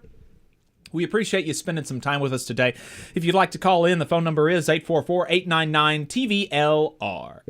That's 844-899-8857. So, let's finish up Boss Watch. I want to make sure that I get to that because that has some stuff, some good stuff there. You know, I did the Union Buster segment, but I do want to continue to let you know that there has been no new enforcement actions or resolutions of enforcement actions at the EEOC, OSHA, MSHA, or the DOL. But we do have the results from an enforcement action that concluded late January with Texas, with Tesla in Texas. You'll remember that a couple weeks back I told y'all about an electrician that died at a Tesla plant in Texas. OSHA investigated and concluded their investigation late in January, but at the time refused to make the results of the investigation public. The death happened on August the 1st. While the worker was inspecting electrical panels, the family subsequently filed a wrongful death lawsuit alleging negligence and arguing that the panel was supposed to be inactive but had already been powered up, resulting in Gomez's electrocution. Because of the atypical nature of the secrecy, Texas Representative Greg Casar, a Democrat who represents the district that the plant is located in, demanded the results of the investigation be made public, saying on Twitter, an electrician's death cannot be ignored simply because the CEO he was working for is Elon Musk. I'm demanding the release of the results of the investigation into the death of Victor Joe Gomez Sr., who was electrocuted while working at Elon's Gigafactory in my district. The results have now been made public, although OSHA doesn't have a press release about the incident, which is what would be normal. OSHA issued a citation of almost $50,000 against Tesla in late January. This is the total of three $16,500 serious violations, all at the maximum level for a serious violation. Jordan Barab, a former OSHA official who maintains a workplace safety newsletter that can be found at jordanbarab.com/confinedspace, explained the violations from his newsletter. One violation was for lack of personal protective equipment, stating that an employee was working in close proximity to energized parts without wearing appropriate personal protective equipment. A second violation stated that employees were permitted to work in proximity to electric power circuits that were not protected against electric shock by de-energizing and grounding the circuits or effectively guarding the circuits by insulation or other means. The employee was performing an inspection on an uninterrupted power supply cabinet without it being de-energized. OSHA has a standard commonly known as lockout tagout that requires hazardous equipment to be de-energized or locked out before any maintenance is conducted. The final item was a violation of an electrical standard, stating that, quote, the quality control employees were exposed to electrical hazards while performing tests and inspections on newly installed electrical equipment without prior hazard analysis, warning signs, and communication of safe work procedures. Barab notes that before work began, the employer did not ascertain by inquiry or direct observation or by instruments whether any part of an energized electric power circuit, exposed or concealed, was so located that the performance of the work could bring a person, tool, or machine into physical or electrical contact with the energized electric power circuit. The employer did not post and maintain proper warning signs where such a circuit existed, and the employer did not advise employees of the location of such lines, the hazards involved, and the protective measures to be taken. There is no indication that Musk has contested the citation, although the citation is still listed as open. Just as we mentioned last time, Tesla is notorious for violating workplace safety rules. Just last year, OSHA fined the company for multiple issues, and you can take a look at the cases online right now. Those violations include lacking protections from chemical hazards. So there you go. we got the results of that investigation, but we'll see if if we continue to get any of these really concerning stuff that Elon Musk is doing to DOGE. So we've got we had a segment that we wanted to do about Democrats. We had some thoughts about actually, no. We're getting pretty close to our segment with Joe. So I'll do this quicker segment here about Greece. I don't know if y'all saw this, but hundreds of thousands of workers came out into the streets of Greece on February the 28th, answering the call of Greece's main labor federations, the Confederation of Greek Workers in the private sector, and the Civil Servants Confederation, ADVERTISERS, in the public sector, for a general strike. Countrywide, there were 300 demonstrations, and in Athens alone, there was an estimated 180,000 people at the protest. Some million people are estimated to have went on strike. The New York Times reports that trains, planes, and ferries were all stopped, and other public services were disrupted as well, like schools and hospitals, as workers there also joined the strike.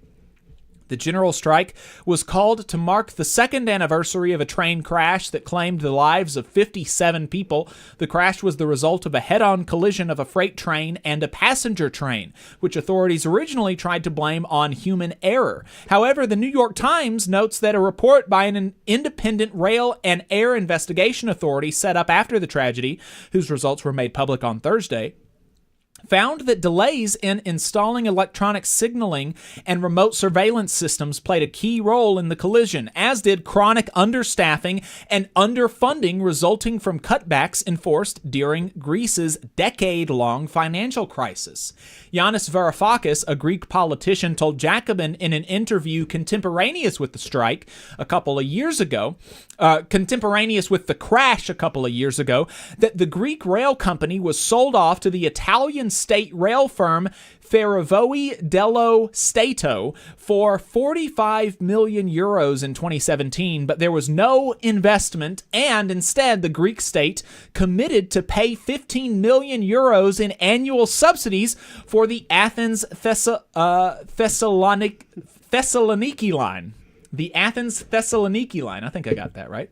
We're testing you today.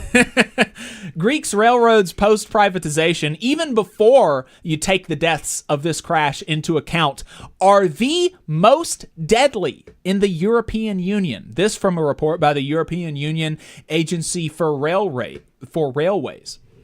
The strike was not just meant to commemorate the deaths, though, but to call on the government to reverse the trend of austerity, invest in public services, and most pressingly, to fully investigate the cause of the crime, because the Greek public believes that some information that would be detrimental to the government has continued to be hidden. And these are exactly the sorts of things that happen when you cut services, when you cut staffing levels, when you cut spending on essential public services, like what Elon Musk and Donald Trump are trying to do in the United States right now. Protests have continued since the strike last week, and now a no-confidence vote is being introduced in the parliament, although it's unlikely to pass given the conservative government holds a majority, although it is small, 156 of the 300 seats.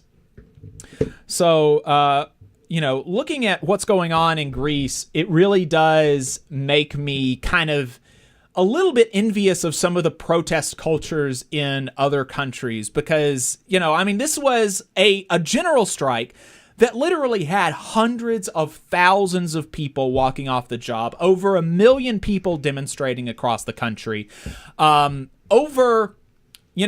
The inciting incident was only one crash, right? We've had multiple crashes just in the last month with more casualties than those 57 deaths. And there is no such kind of culture of protest and, antagonism towards the government in America, at least for now. And, it's difficult to kind of imagine what it will take to get the American people to that place. And I hope that we don't have to sink to the level that Greece sunk to during austerity. It's really concerning. Well, this case actually reminds me of the East Palestine situation that we've been dealing with here in the States. And, the underfunding, the understaffing, the lack of investment, the deregulation and privatization, these are trends that are happening to workers across the world, right? It's not just in your particular area. These are global trends, and we're all at the mercy of these market forces unless we come together and organize. So good on the Greek workers for coming together. I hope that it was successful in terms of getting some results. I noticed it was towards the tail end of February, so curious to know kind of what's developing out of it. They've definitely had a tough time over there, but it's important. It's really important, and it's nice to see workers coming together across sectors, across jobs, and organizing together, like you said. That's the sort of thing, American workers, we can definitely take some inspiration from. It's going to take more of that kind of energy, and we've had that energy here in the past in this country in terms of mass mobilizations and mass organizing of working people, diverse working people. We can do that, and it takes that kind of people power, I think, to make positive change and to hold people in power accountable. Absolutely. So thanks to our new sponsor, Labor Lab, we've been talking a lot more about union busters and the union busting / union avoidance industry on the program. And basically, union busters, labor relations consultants, these types of folks, they are paid to talk to workers by companies, often in captive audience meetings, sometimes in 3-on-1 private meetings where they're like, pressuring the employees and trying to convince them not to unionize. And as you can imagine, like many things, if you're on the side of the bosses, being a convert is a very convenient thing. A lot of right-wing podcasters are converts from the left, ostensibly. And so there's a similar dynamic here. And as you also can imagine, it's very lucrative. Many union avoidance types get $200, $300, $400 an hour or more.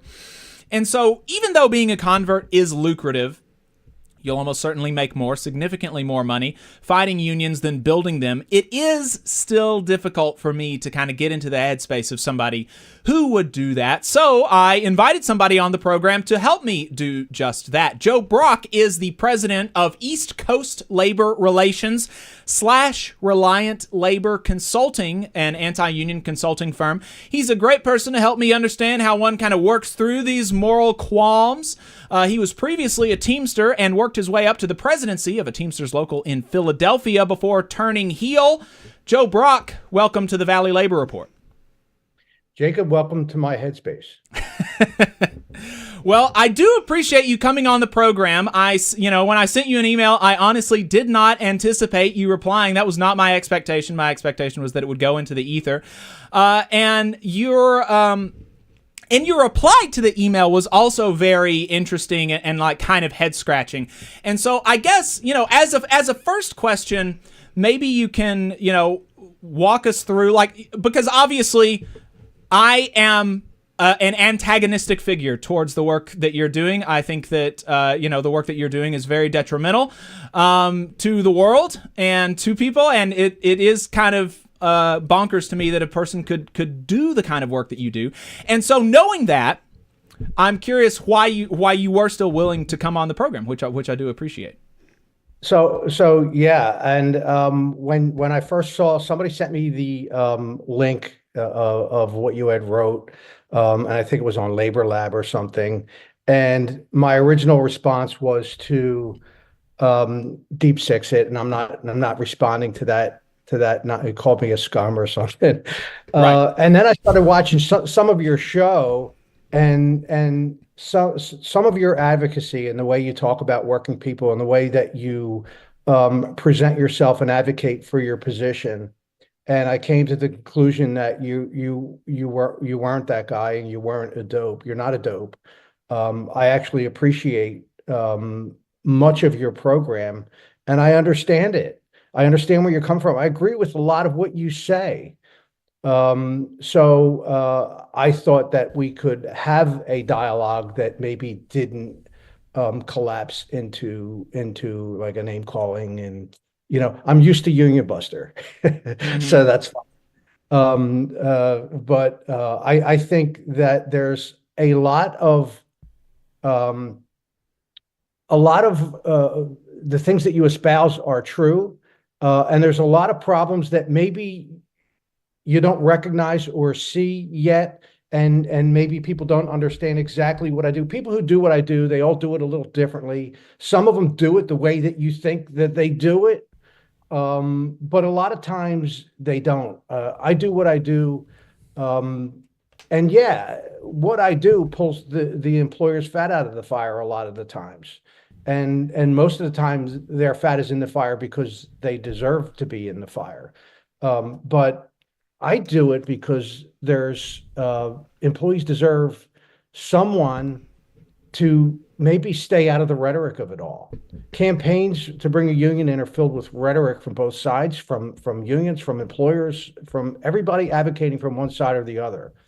And I think that when somebody can stand in front of a group of employees and tell them, demand that they do their own research or challenge them to catch my information to be incorrect, and do information and put them in a position where they can make a business decision without the hate and the rhetoric. I think that is true to my believings, the way I was raised by my father and everything else. I think employers deserve to hear the truth, and if they catch me in a lie in information that I give them, then they should never listen to me again, for one. I think that getting the truth in a campaign like this it's like getting the truth in a presidential election. Very difficult. Everybody's lying to you. People are expecting you to lie to them. And I think when you give them the truth about union membership, bringing a union into your workplace in the private sector, it's problematic. And when you could tell them from somebody who's done it their whole life how it works, I think that that's compelling. Right. And yeah, I mean, it being, like I said, being a convert is a very kind of compelling sort of narrative, and we'll get to, and I want to talk about why you do what you do, but before that, and maybe like as a sort of less controversial question, just a curiosity, kind of like a paperwork question. Can you help me understand the value of like the different names for what seem to be the same company? Because you do this with East Coast Labor Relations / Reliant Labor Consultings. These are two different companies, but they look exactly the same. A lot of other firms do this. What's the value to having like multiple different companies for a person in your industry? There's no secret magic to why there's two names to my company. When I first started in this business, I was just the consultant who went in, and I had to bill under a company name. So I started a company name. I made it up sitting at the table, East Coast Labor Relations. And that's how I worked for a number of years. Later on, I partnered with someone, and we started another company because we worked together, and it was a partnership, and we started Reliant Labor Consultants. That over the course of time, we went separate ways, and we had a dilemma. We have this East Coast Labor Relations and Reliant.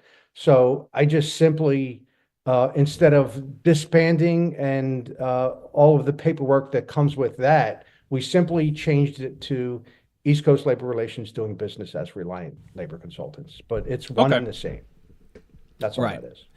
And so digging into the kind of like why you do what you do, a lot of people, myself included, and I was frank in my in the segment in one of the segments where we talked about you, and I'll be frank again. We would look at the fact that you left the Teamsters making $80,000 a year in 2006 after losing an election, which, to be fair, and I want to make sure that people know this, you allege there were issues with the election, or at least did at one point allege that, and later came to a settlement with the Teamsters that includes a non-disclosure agreement. So you cannot talk about the election, and people should know that, right? But we would still look at the fact that you lost an election in 2006. You were making $80,000 a year, and not long after that, you turn up in 2010 doing anti-union consulting type stuff, making like $150,000 a year. And we look at that, even despite the fact that you do anti-union work, you continue to collect a Teamsters pension. We look at the fact that you helped Trump fight a union campaign, despite saying that you're a big liberal. You call it like you're kind of one of your shticks is that you're the liberal union buster. And we would just conclude simply, and this is my conclusion generally, that you're like a person of low moral character who would take as big a check as possible, even if it means turning your back on your principles. And we would say also that the universe was probably trying to teach you something of a moral lesson when Trump stiffed you when you did the anti-union work for him, which is a very funny anecdote. And so I enjoy why that am too. I wrong? Yeah, why am I wrong? So there are a lot of traditions in the labor movement. First of all, I made more than that when I was with the union, just to be fair. I made more than $80,000. I know you're looking at the LM form, but there's a lot more to that than that. And I don't think that what I do today turns my back on the labor force. I tell them the truth and I tell them how it works. And I'm specifically speaking to employees who are considering bringing a union into a private sector workplace. If I'm, and I'll get back to your question, if I'm speaking to a public sector group, if anybody would hire me to deliver a presentation to the public sector, a group considering joining a union, that meeting would be short. It would be a 5-minute meeting that would say, join a union. Union membership in the public sector works well. If you're an employee working in a workplace that's unhappy, I say that you go and join a union. But you have to go to that place that has had a union and has been unionized for many years. UPS is a great job to have. They've been union forever. UPS wouldn't have had to run their company without the Teamsters. But bringing a union into a private sector workplace where there's not a union today is problematic. And that's where I go. I just simply show them how that works. And there's some very specific reasons, one, why employers are willing to pay for that information, and two, why employees take it and take that information to heart. And very often when they learn how it works in the real world, it's not about everybody banding together. And I love that. If everybody sticks together and brings a union in. But if they learn the potential reality of how that plays out in the end with a union, they typically choose, and if they make a business decision, they choose not to do it. Now, when I left the Teamsters union, Teamsters unions, by the way, have a lot of great traditions. A lot of the laws you speak about, the EEOC and enforcement and all that, and wage and hour, we have those laws and those institutions and those government agencies because yesterday's unions fought for them. So there's a great tradition in unions fighting for working people, and in many cases they still do. However, one of the other traditions that they also have is blackballing. Unions eat their own.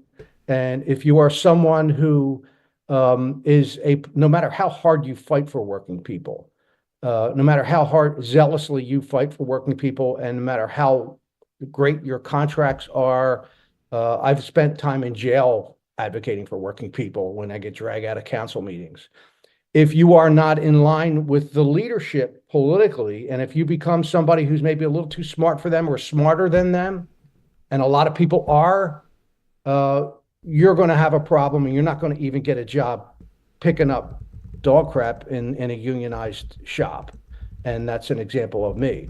So for someone like me, I didn't wake up one morning and decide that I'm going to turn my tail on working people. I personally couldn't get a job in any union shops because of that other tradition that they have, blackballing. And for me, it was not wake up, be a union buster. It took a lot of conversations with a lot of people who said, you know, I know how you feel about union busters, because another reason I agree to come on your show, because what you say about people like me is the same shit I used to say about people like me. But when I spoke to some people who do this, and they say that if you are really somebody who cares about working people, you should consider what we do. Because when I was with the union, and I go to an employer and I say, you know what? You treat your employees like crap, and you're not paying, and your benefits are horrible, and you need to do better. You need to do this. You need to do that. They would tell me to go pound sand, go run your union, or go ahead, go put us on strike. I dare you. And they didn't listen to me. And now, when I go in front of them and I go in front of their employees, and I talk to them and I talk to the employer, and I tell them how, if you want to keep a union out of your workplace and you don't want to have a union here, you would do well to listen to this guy and listen to what I say, because people like you who say that you need to respect your workers and advocate and treat your workers well, if you do that, if you treat your employees with respect, they won't go pay someone else to speak for them. They'll speak well for themselves. If you give them a reason to respect the direct relationship that they have with you today, then they won't go to the third party. If you have 30 to 40 to 50% of your workforce signing cards to have someone else speak for them, you might suck as an employer. Yeah. So a lot of times, let me finish my thought. A lot of times employers, sometimes they don't. And those that don't get the union next time around anyway. But a lot of employers take that to heart, and they do constitute change sometimes. And that's good. So, I've heard you give this argument basically, and there's there's a couple of prongs here, and we'll kind of address them one by one. And there's one, which is that maybe unions, they used to be good, and they used to negotiate for pay and benefits, and then now they don't. Now they don't. They're all corrupt and everything. And no, I didn't say that. I didn't. Corrupt.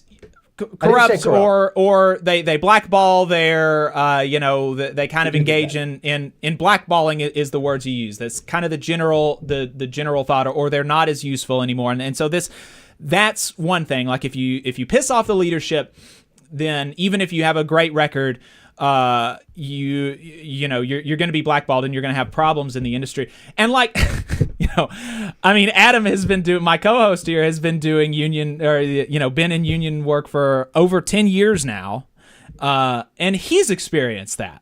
Right? I mean, I don't know how much, Adam, that you want to go into your situation. I mean, do you want to explain, briefly, your situation and why, just for the context for people, or?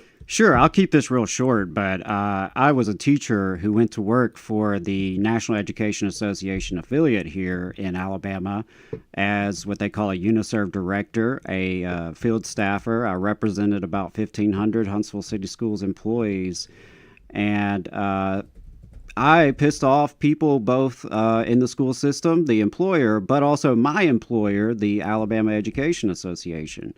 And ultimately, I was fired, and my staff union represented me. We fought it unsuccessfully. Most folks who've looked at the case thought it was total, politically motivated.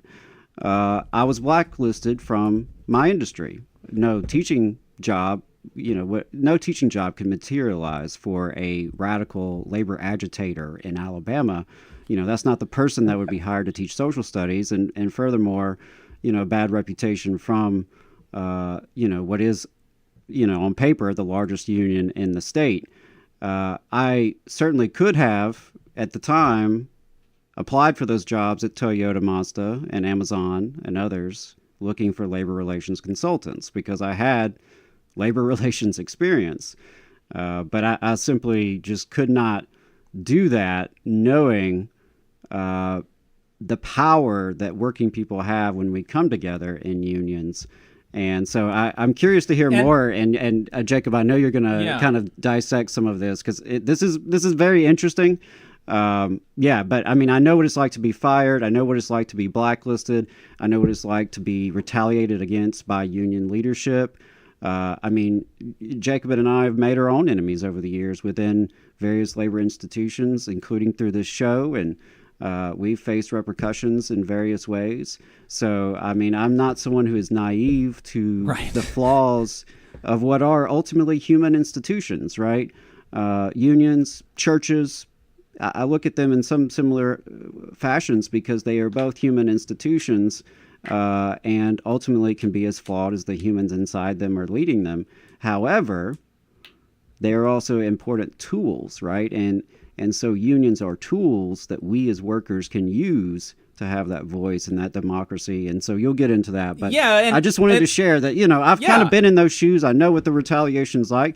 I simply could not turn to the other side. And I mean, Adam, like, has faced a lot of financial problems. Literally, because of this. you know, I mean, shoveling crap. I've been there. I was shoveling crap for cash, and I was semi-employed for years. I'm up to my eyeballs in debt that will take years for me to pay back. I had to cash out 2 retirements just to survive. And, you know, it was a really tough time for my family. And it would have been really tempting, I guess, to sell out and try to make more money by going to the other side. But I simply could not live with myself to do that. And the reason for that, and you know, he's faced so much more than I have, but you know, I have faced a little bit of some of this kind of stuff with the radio program. People, you know, sometimes people who are more conservative in the labor movement haven't liked what I've had to say, and I've created problems for myself because of that. But like, that all is seen to us. These are human institutions, and you're never going to have anything that's perfect. But on the whole, and even within these institutions, Adam would never go to a teacher and say, don't join the teachers union because they fired me, because it is still better for these teachers that they have an organization that is fighting for them. They have some protections because of the union, as problematic as it is. I would encourage people to join the organizations that have attacked me, because it is better that you have an organization, you have some means with which to fight the employer than none. And frankly, you know, you've talked about kind of how unions historically have been so good.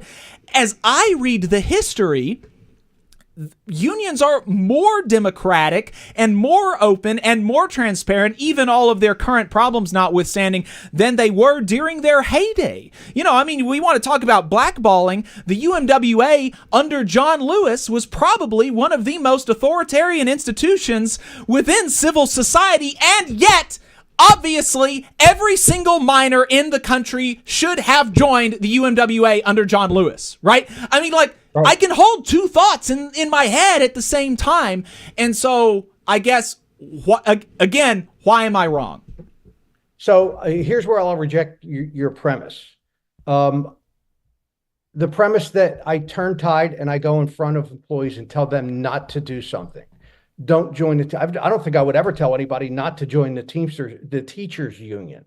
If you're a teacher, you should join the teachers union. It's different than a private sector workplace where workers are deciding whether or not to join a union. I have a lot of issues with the Teamsters union. I don't tell people not to join a Teamsters union. If you are unhappy and unemployed and you can get a job at one of those Teamster jobs that have the good pensions and the good wages and benefits, you should absolutely do that. And if you want to bring the Teamsters into this non-union workplace and you think that they can help you with your problems, you should. I tell people that all the time. But I also educate them on the problems with collective bargaining today, what happens when employees today go on strike versus the union's heyday when it was a very effective weapon for unions. It's why they got those good contracts, and they get that education from me. So it's not a matter of turning tail, and you can make this repugnant moral argument and keep doing it, but I'm going to reject the premise. There are a lot of good situations where unions are good. You get that job in a union workplace. Public sector union membership works well. It works well in building trades. I respect workers. I've never crossed a picket line. I never would. I respect workers that are banding together to fight for a better workplace. They should do that. Section 7 of the National Labor Relations Act protects their right to do that. I would never want to violate that right. They have a right to do it. But they also have a right to hear how it works. And when you have laws that ban the employers from having that speech or hiring people to discuss it with them, I think you short sell those employees' intelligence. Has there been any law proposed that would ban employers from informing people about this kind of stuff? Well, Abruzzo and some of the states have laws where they ban captive audience speeches and meetings. So they're banning employers from forcing their employees to listen to this stuff, not the employers being able to say it, right? Right. So in every other instance, right. Okay. So then what you just said was that not a lie, right? Did I not just catch you in a lie?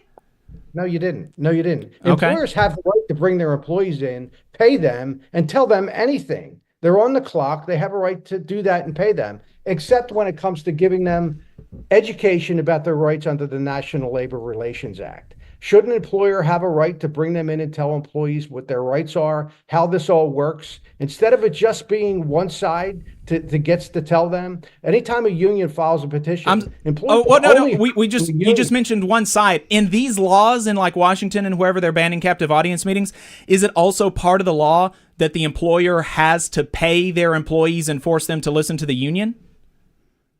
No, of course not. No. The union gets them 16 hours a day, nights, weekends, any other time that the employer can get them 16 hours a day. The employer can reach out to them at any time. They can offer off work things. They can put things on their website. They can do all of these things. So can the union. And the union And so can the union. So why should the employer have a captive audience? Why should they be able to have a captive audience meeting? Why should employers be blindfolded and muted? Everybody should have an opportunity to educate their employees. Everybody should have an opportunity to educate anybody in a campaign. And nobody should be squelched. Everybody should have that opportunity. And you should give employees some credit for having the intelligence to see through who's giving them bullshit and who's telling them the truth. Give your employees some credit. They're not idiots. They're not stupid. They can see through shit. Well, sure. I think that's very reasonable to say. I'm just curious, like, what is your opinion of the power dynamic between the employer and the employee? Because I'm hearing, employers being blindfolded, kind of being restrained, and that just does not track with my understanding of life in this country, where it's a very one-sided power dynamic, what I've observed in terms of the power that employers have relative to the power of the employees, with or without a union. I'm just, expand on that. Like, how are the employers the victim, I guess? Yeah. And I'm going to expand on it by saying I agree with you. The dynamic is weighted for employers. And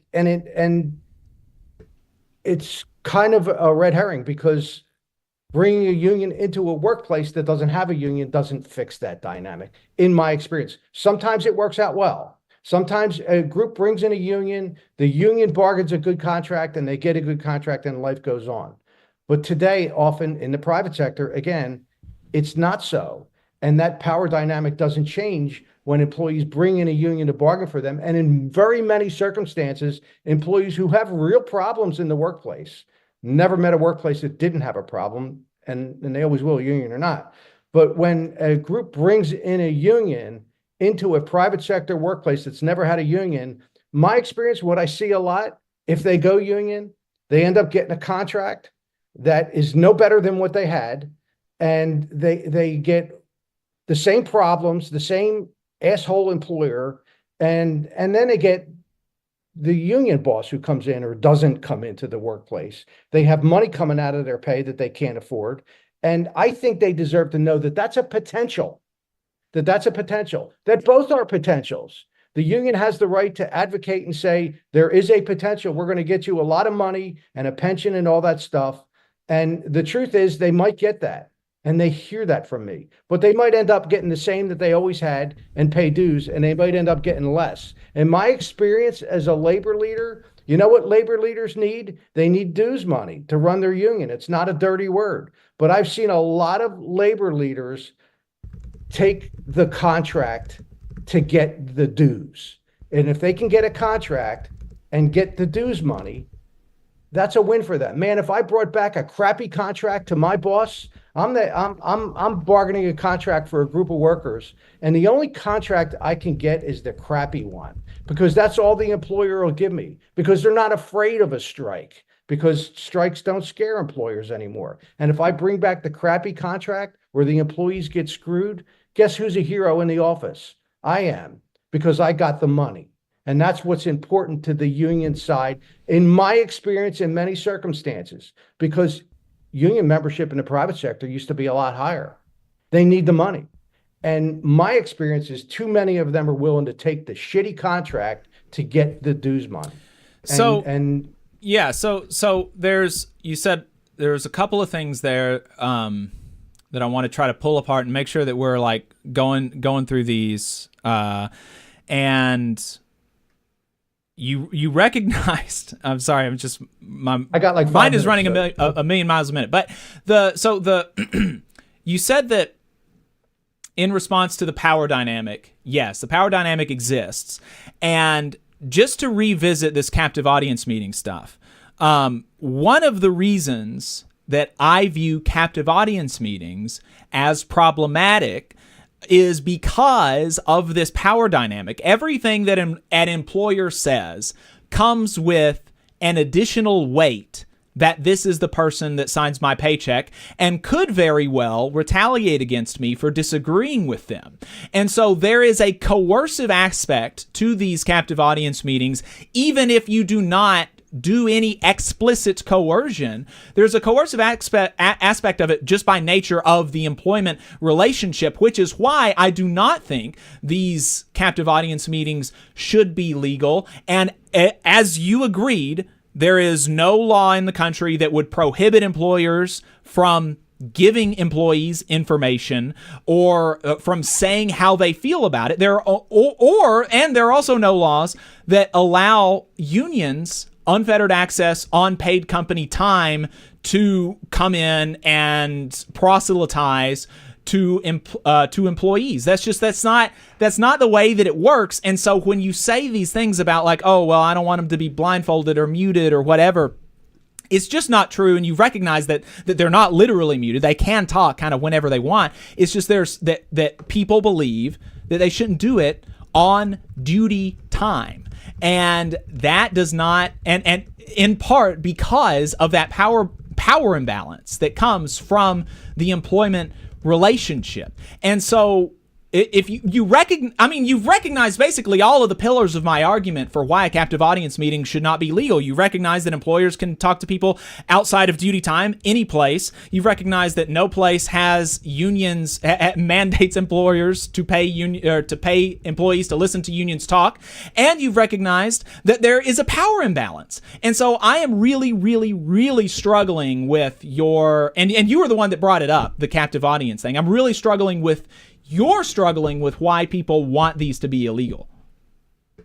I am struggling because I think the great equalizer in all that is these elections are by secret ballot. Employees aren't stupid. And when an employer goes in and bullies employees and uses that bully pulpit and threatens them and I think that that's a way to get people to vote for a union. These elections are secret ballot.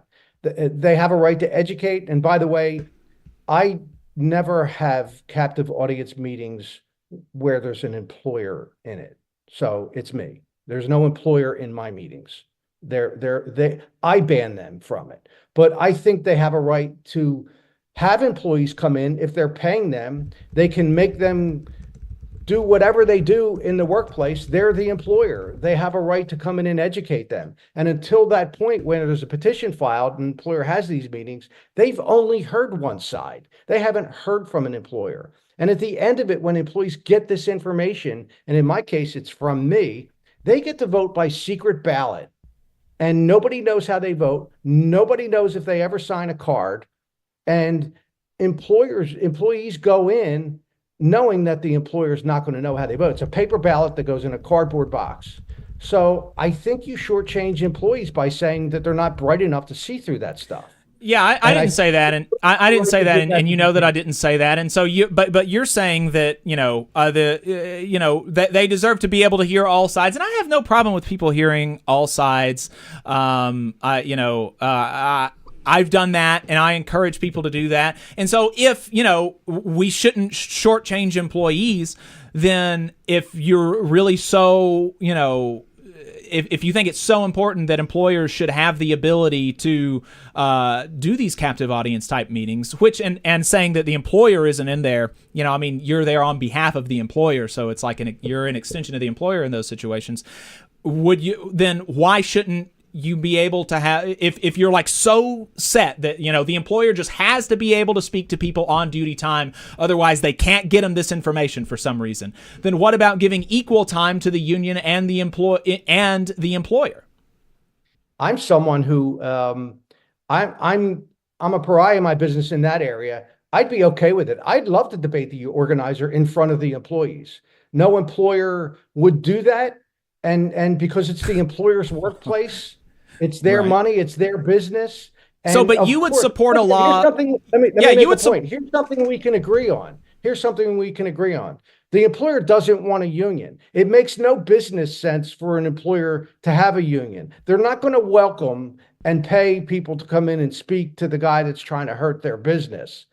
We understand that. Listen, if the union was good for the business, the company would make them sign the cards. That would be in the onboarding packet. They'd have authorization cards in the onboarding packet. The union reduces the value of their business, whether the union gets good contracts or not. There's good sound business reasons why employers don't want unions that have nothing to do with employees and their wages and benefits. So I certainly am not naive enough to think that an employer is going to welcome the union in so that they hear all sides. They've heard the union side. The union, by the way, when they have card signing meetings, they never invite the employer down to the union hall, do they?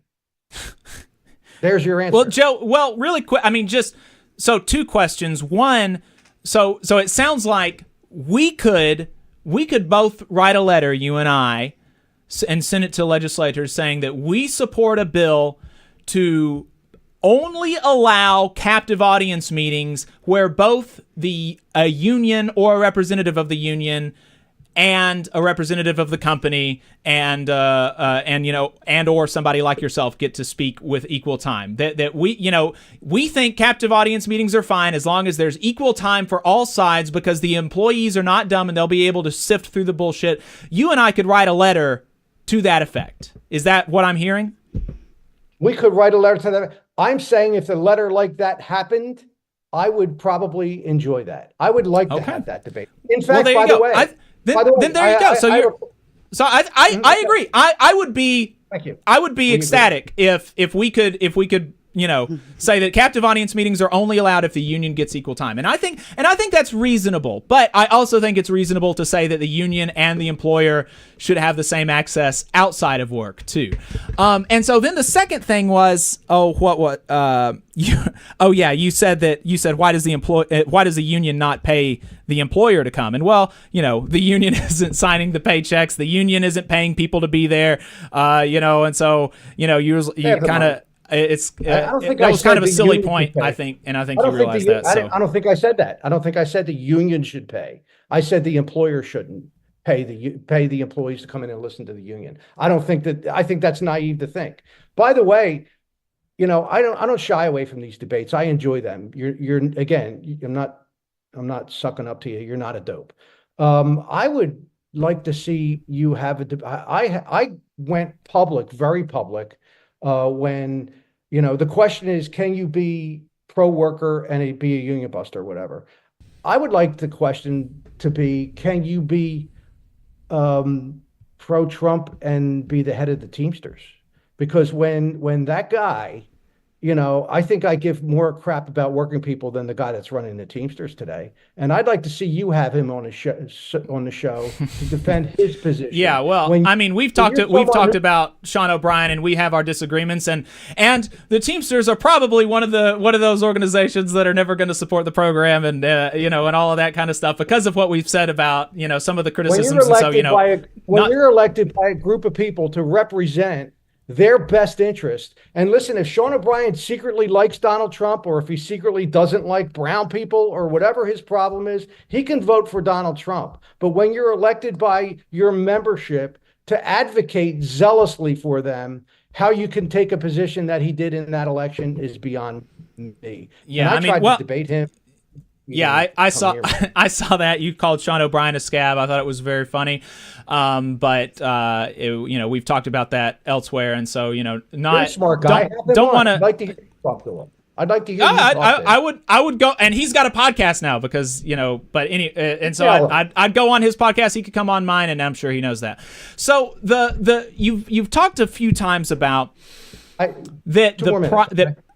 You've said that bringing in a union it has problems, and of course the thing is to bring. I mean, in my view, to bring in to get the workers as much of the value that they create as possible. And so yes, that means taking profit from the people at the top who are earning profit instead of like earning wages, taking that money and giving it to the workers. And that's, and so there's a business case against unionization from the employer side. And I'm sure that you also know that there are business cases for unionization. I just talked to an iron worker earlier on in the program about how safety is better. You have less accidents. And in the trades, you have a more professional workforce. You have people who know more. You have people who do better work. You have less rework, all that kind of stuff. And so, but you keep pointing out, like bringing in a new union in the private sector outside of the building trades, you might maybe get a bad contract. And I've heard that sometimes, and no doubt there are bad contracts, but what I struggle with is the idea that I have not, and I've had a lot of people complain to me about their unions. I have not seen a single new contract where at the very bare minimum, workers did not come out even after you count, even after you deduct their union dues. At the very minimum, even, and I think that even if you come out even, that's an improvement because that's in writing, and prior to that, the employer could take away or change anything at any time for any reason or no reason at all. You also almost universally have just cause disciplinary protections that will give you some level of protection from the employer. So even like literally worst case scenario, I'm not aware of anything where workers have lost. I'm only aware of, and actually I'm not aware of any first contract that only stabilized, but I'm just saying maybe there's one out there and maybe you can talk to me about it. But are you aware of a single contract where workers actually did come out Yes. worse? Many. I'm not going to name companies, but yeah, I see it a lot. And more often, know what I see? I see that they don't get contracts. And more often than not, they don't get a contract. And the reason for that is unions just don't not fall to their own. They don't have the leverage to force an employer to agree to anything because the weapon that they wield is the strike. Used to be a great weapon. When my pop came up on the picket line, he didn't go in and there was nobody in there. Unions could shut a company down. And that cannon pointed at an employer during the collective bargaining process was very compelling. A union could shut a company down.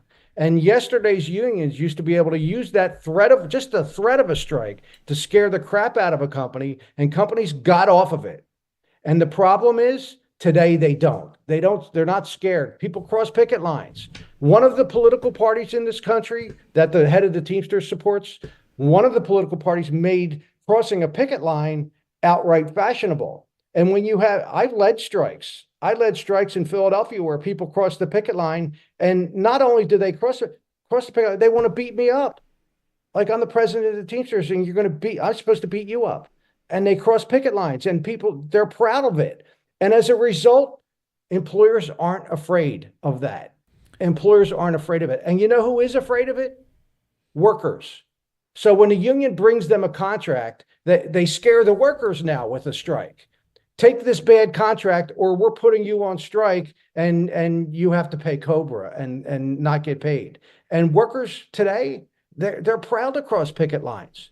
My own members crossed picket lines. They didn't care. They don't have the same moral code. And as a result, that one weapon that unions had that would get and put workers on an even keel just doesn't exist. And employers aren't afraid that you're going to shut them down because customers are going to cross, half the workforce is going to cross, and they're going to run their business. And that's so I agree that there has been, and like I've mentioned, I think that you're part of it. There's been a degradation of, in some respects, the moral character of this country. And we are a country that has kind of worshipped the individual, and there is an atomization of people that has this like I'm in it for me kind of mentality that is poison. That is poison to society generally, and I think that politically that argument, and I'm going to reject your premise. Well, no. I'm just saying that I'm just agreeing with you about your general premise about the strike thing. That strikes are less powerful because there's like a moral kind of degradation. That people are willing to cross picket lines because they're in it for me. They've got to. They think that I don't want to strike, even though, when a strike happens, and this is something that some of the union busters will say in these meetings, that a union might make you strike. Almost, especially in first contract negotiations, you take strike authorization votes. The members decide to strike or not to strike, and the members also decide whether to ratify a contract or not. And so, the trick. You want to hear the trick? You want to hear how we do it? Want to hear the reality of this? Yeah, we give them the choice whether or not they want to vote to accept a contract. We also give them a choice whether or not they want to vote to accept to strike. Guess what? It's the same ballot. We make them pick one. And if we have a crappy contract for them, we make them choose between the crappy contract and going on strike. And they pick the lesser of the evils. And if the lesser of the evils is the crappy contract, they take the crappy contract. That's how You've just laid out that is essentially the choice. Whether you put it on two different ballots or not, the choice is, especially when you come down to the brass tacks of it, once the company has given you their like last, best, and final, your only options are accept it or strike. There's generally speaking not much more to be done just by fancy negotiating tricks. You have to utilize your economic weapon, and people have been able to utilize that even in some first contract campaigns to great effect. And you've said that you're aware of contracts where people have come out lower, but you're not willing to mention them or anything like that. And so, I think that I'm taking that with a grain of salt, and I think our viewers are as well. And so, it's not computing the you're saying that I don't know, it's not computing. Let me help you. If you go into a workforce and at least half of the people are unwilling to walk off the job, pay COBRA, and go on strike, you're going to take whatever crap contract that union brings you, and you're going to pay them dues, and you're going to be, if you're not in a right to work state, and we didn't even get to talk about right to work, if you're not in a right to work state, you're going to pay the union to work there under that crappy contract that might be less wages, might be the same, and you can't even get rid of the union then because they're protected by the National Labor Relations Act. So I think that's well, I mean, you can get rid of the union the same way that you can bring in a union. I think they could give them a ballot that says, yes, I want a contract. No, I reject a contract. And if the union can never get a contract, then the employees have an opportunity to keep bargaining, keep asserting other leverage, or even vote out the union because they spend all that time in status quo. I mean, and to also be fair, you said I'll show you a trick. I mean, to also be fair, many unions, and I don't know if it's most or whatever, but many unions do. And I mean, the Machinist Union have like just almost half a dozen ballots when they're going through strikes and stuff. And so, there are a lot of unions that do kind of, as you're saying, they do this in separate ballots. And I don't know how prominent it is, but I lost my train of thought. Well, I just wanted to say the broader point that some unions are not democratic enough is a premise that I fully believe in as a labor militant, as someone who believes in union democracy. I just can't square that. So some unions are not democratic enough.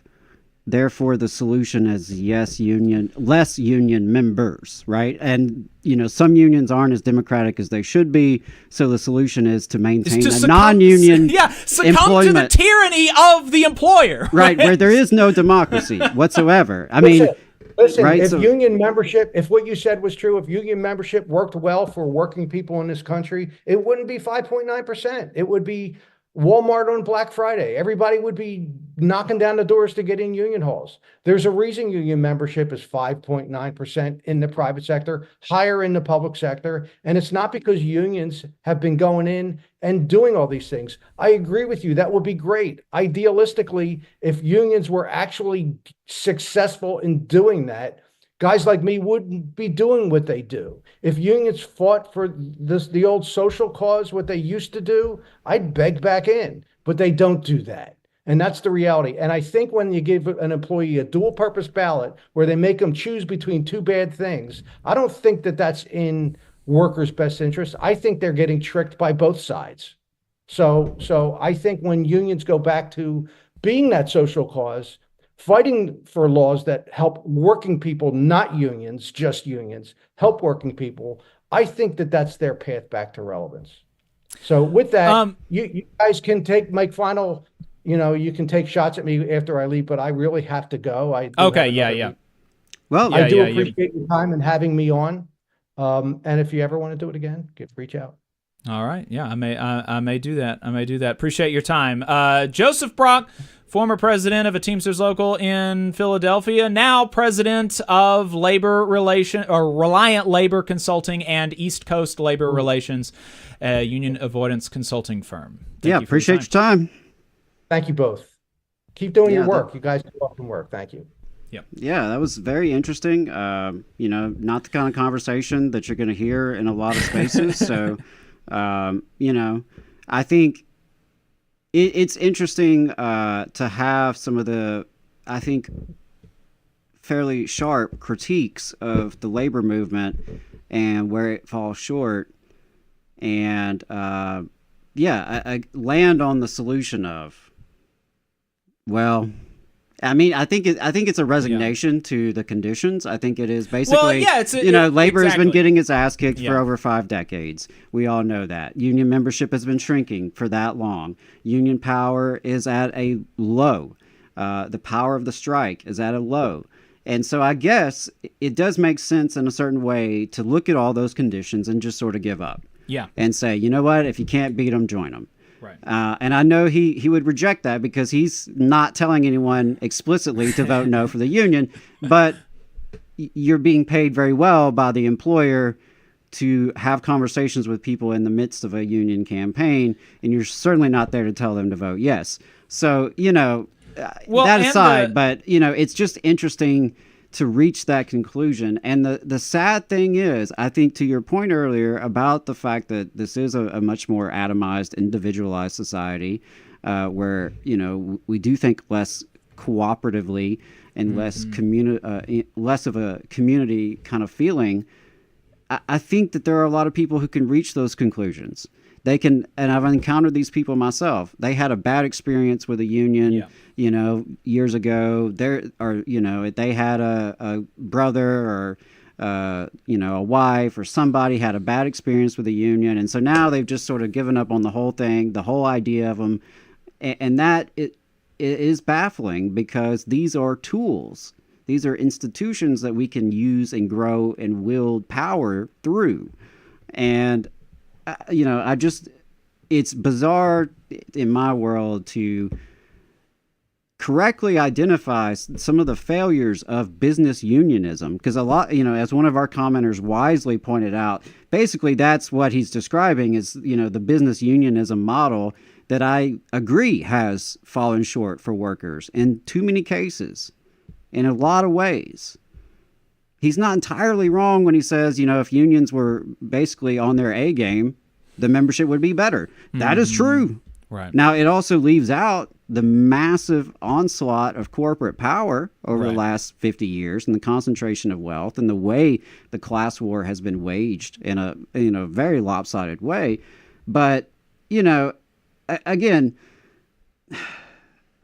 if the problem is that, the union movement's too weak and it's too undemocratic, the solution is to make it stronger, make it more democratic, to have more workers involved, right? To grow power from the bottom up. That's the solution. You're not going to fix that with fewer unionized workers. I think someone put that in the chat.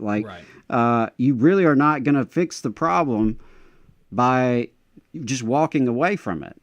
And that's where I think unions are unique in a sense, because unions are working class institutions. Like literally, they are only formed by workers. Workers are who fund it through their dues. And yes, there are varying levels of democracy, and some are way less democratic than others. And but there is some level of democratic accountability both in the funding and in the leadership structure, which is more than you get at your workplace, right? 90% of workers do not have any form of democracy in their workplace. So even to your point, a crappy contract, a crappy union and a crappy contract is still almost always going to be better than a non-union workplace. And that is, maybe he has these examples of comparable workplaces, and in one's worse, with a union. I don't know. But those are my thoughts.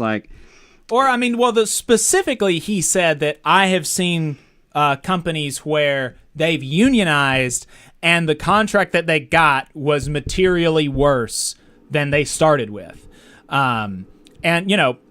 I've been doing union work for the better part of a decade. I have been on the radio interfacing with union and non-union workers, hearing comments from union and non-union workers.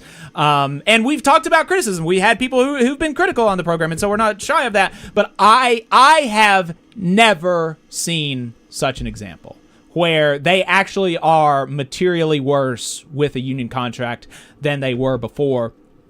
And I'm also not familiar with any, kind of like employers where there's similar dynamics and the union workplace is worse. And so I did also want to make sure to have a factual correction. He said that once you get the union in, you can never get it out because they're protected by the National Labor Relations Board, and that's not true. You can get a union out. We report on decertification attempts like every week. Actually, a union was literally decertified this week. I think we read. And guess what? They typically pay people in his industry a lot of money to get a lot of money. Usually, the National Right to Work Foundation and some other creeps who are well funded, put a worker up to it, or a disgruntled worker who has some kind of beef with the union. In some cases, perhaps legit. Yeah. But of course, they get a lot of backing, and they're just the power dynamics between the employer class and the rest of us are pretty stark. And that's where, and you also see this sometimes in politics when people equivocate unions as just another special interest. Mm-hmm. Oh, the unions and those other special interests. I'm like, come on now. I mean, the unions, even at the heyday of unions, there's still a difference between union power and then the folks who actually own everything, right? Who own all the means of production, all the companies. It's just crazy. It's just crazy. Yeah, and we've got some comments in the chat if anybody wants to call in. 844-899-TVLR, 844-899-8857. Brendan says, I love how he ignores that unions aren't a third party. Yeah, that's true. He would say that they are because, you have people outside of the workplace sometimes advising during contract negotiations or even potentially being a lead negotiator or something like that. But ultimately, generally speaking, you're going to have workers on the negotiating committee. A lot of times you'll have workers leading the negotiations, and then you do get to vote on whether or not you accept the contract. I would also, again, I will say, he's not wrong that some unions do operate in a third party kind of manner. Some unions do that. I think that's the wrong approach. The solution is not to ditch unions. The solution is for the unions to have a better approach and to not third party themselves and to ensure that they are really, a reflection of the workers, and it is the workers who are leading the charge and leading the mission, right? So that's the thing that just I cannot quite get over is to diagnose some of these problems, and right. So he's very critical of Sean O'Brien for supporting Trump. Presumably, he's very concerned about what's happening with the Trump administration. Like, do He's we the not liberal union buster? Right. And so, and I know this kind of connects to what we were going to talk about. Like, if you're concerned about what's happening in this country right now, you should be concerned about the decline of union power. Exactly. If union, and somebody made this point on Twitter, if the rest of the country voted like union members, not only would Kamala Harris be president, Kamala Harris would be president with Barack Obama 2008 supermajorities in the House and Senate. You know, and so like if that's your primary thing, like I'm a big fat lib, you know, I love Democrats, then you should be very concerned about the decline of union power. Regardless of who one president does or does not like, you know, and you know, I even if Sean O'Brien continues down this kind of playing footsie with the right wing, ultimately, because he's also doing a lot of organizing in different industries and stuff, if he is able to increase Teamsters membership, he will still be, even if he continues doing his footsie with Republicans, if he is able to build his union, he will be doing more for Democrats than Joe Brock does. And that's a fact. Yeah, well, you know, the thing about that, I did want to point out, we had a comment about us being hardcore Democrats. Again, that's just simply not the case. I know there's a lot of people who struggle to conceive of politics outside of like team red, team blue, partisan dynamics. Just like there's people who can't distinguish between leftist and liberal. Two different things, two different perspectives. And so just want to encourage those folks who, you know, think of everything as like Democrat, Republican. It's a little bit more complex than that. And I would say we are not loyal to political parties. And I think I can make fair assessments of, you know, which one's helping or hurting more or less in various instances and various cases. And we can make broad assessments, but yeah, I don't identify as a Democrat or a Republican. And I voted for Democrats, Republicans, and Libertarians. Yeah, so. And I think, you know, for me, I try to look at politics from a material standpoint of what actually helps working class people. Because working class people, we are the majority. We are the majority. And our interests are not typically represented, and our interests are not being represented well by the political parties. And I know we've got some callers on the line, so I'm curious kind of what some of the reactions are. Let's start with 617 area code. 617 area code, what's your name? Where are you calling from?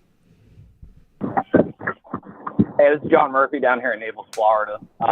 John from Florida. Carrier, yeah, what's on your mind? Before I became a letter carrier, I was trying to organize a union at Shaw's Supermarket, the grocery store in Falmouth, Massachusetts. And the dude that you just had on portrayed unions as a third party. The union is not a third party. The unions are the workers. And one of the ways I want to highlight is, like, we're catering to the audience here, right? One of the things I was doing, like, you don't invite the union. You have to build the union. So what I ended up doing was I was taking pictures of the schedule and mapping out the layout of my workplace. And then I was going to the town to get the voter registrations to find the addresses and stuff like that, so I could have the one-on-one conversations, because, you know, the employer has the microphone, but our workforce are very divided. And people are like, oh, like, that's cool. But, like, I want to highlight the fact that, like, the manager is in total control of your schedule. And, like, they will be like, oh, I haven't open to a policy. But that manager's office is in your break room, right? Like, they're listening to you 24 hours a day. And going forward with people that are, like, interested in forming unions, get the idea that it's an outside party, a third party out of your head. You are the union. Like, you could be working in a non-union. Most of your listeners are probably non-union. And going forward, the union is as strong as the members. And we're talking about, like, the national level unions, but a lot of strength comes from the branches, or AKA the local, depending on what union you're in, either the local or the branch, they call it. you have a lot of power in there. Like, you could have scholarships, your union dues. With those city letter carriers, our union dues are only $32 a pay period, and I believe 60% of that comes back to the branch level. So if you're new and you're trying to fight for a union, realize that on a small local level, there's a lot of democracy.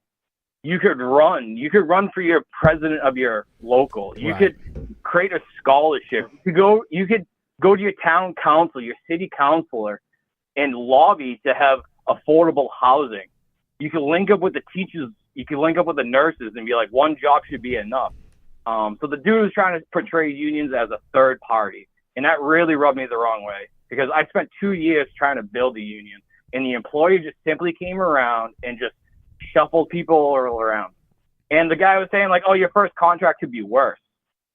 I've yet to see anything like that, as we were just talking about. Right. One of the things with union organizing is you get a contract, right? Like UFCW represents grocery store unions, but your grocery store union might be a non-union one. So you hold up the contract in one hand, like, how much is this worth? And compared to what you have now, and what you have now is nothing. Like, you have no job security and nothing. Like, they could transfer you from store to store. So I called in just mostly because that dude just pissed me off. Everyone listening, please just remember, the union is you. You build the union, and you're constantly building the union on the shop floor. It doesn't matter if you're a grocery store worker or a letter carrier or a barista, as we're seeing with Starbucks. Starbucks is fighting for their first contract, for the first union. Their first contract is going to be a lot better than not having a contract. So yeah, solidarity with everyone fighting for a union during the Trump era. Yep. Appreciate it, John from Florida. Thank you so much. Yeah, really appreciate that, brother. And there was a comment in the chat about, like, where do we get started? And I'm in a right-to-work state. How do we get involved? First of all, we are in a right-to-work state. We are in Alabama. If they could make it extra right to work, they would. It's in our state constitution. The entire state government is against us. They hate us. They want to destroy us. They want us to be illegal if they could get away with it. And hell, they might just try. But you can organize anywhere, right? Workers building the pyramids in ancient Egypt went on strike. That's how long workers have been organizing. So you can organize anywhere, even in a right-to-work environment. I believe someone referred to the Emergency Workplace Organizing Committee. That is a great place to get started. Your local labor council is a great place to get started. I know there's some strong labor councils in Virginia, which I believe was the state mentioned. There's a growing union movement there. There's every week we've seen, almost every week, there's something happening in Virginia, right? They did expand collective bargaining rights to the public sector in Virginia. So they've had a lot of progress. So even in states where it seems daunting, where union membership is really low, you can do it. And in the broader point is, we have to do it. If we're going to have any hope of pushing back against oligarchy, of pushing back against the billionaires, we have to organize more unions. We have to have stronger unions, more democratic unions, but they have to be bigger. Like, we have to have more workers organizing more workers. Bottom line. Like, that is the only way we are going to make progress in this country, because we are in a situation where we face multiple crises, right? All of which are underpinned by this historic level of inequality of wealth. But from the climate to incarceration, you name inflation, you name it, like, we are facing so many layers of crisis as ordinary people and working class people, as you reported this morning and last week in Southern Labor. If we had just kept pace with where we were at in 1975, what was it? We'd have double the median income. Double the median income. Right? So we're in a situation now, like, for people of my generation and then people of your generation, where our parents can't look at us and say, you know what, you had it better than we did. Right? That was always kind of a thing, right? You wanted your kids to have it better than you had it. And I damn sure can't look at my daughter and think, yeah, you're going to have it better. Things are going well for regular old folks. Yeah. Right? We've had a lot of statistics pointing in bad directions for us as regular people, and growing union power is part of how we fix that. Yeah. Yeah, absolutely. And then specifically, was mentioning how do we get involved in right to work states. This person in the chat said, I work for the state. I can't find anything. There is probably somewhere a state. Most states in the country have a state employees association. I would look for something like that. And if that doesn't exist in your state, then maybe try to find the local labor council and reach out to EWOC, the Emergency Workplace Organizing Committee, workerorganizing.org. And there are people there that will help you kind of start your union campaign, and unions that you could reach out to if you don't already have a state employee association there, would be unions like AFSCME or maybe CWA or the Teamsters. All of those represent public sector workers. Yeah, I'll give you one practical example here in Alabama, which is the United Campus Workers. They are an affiliate of CWA, the Communication Workers of America, and they are organizing on college campuses. These are public sector workers. They work for the state of Alabama, at the University of Alabama, Jacksonville State University, Auburn University. There are no collective bargaining rights. And, striking is forbidden legally for these workers, yet they're still organizing, and they're still trying to come together and build power collectively, work collectively to improve conditions in their workplace and in their community.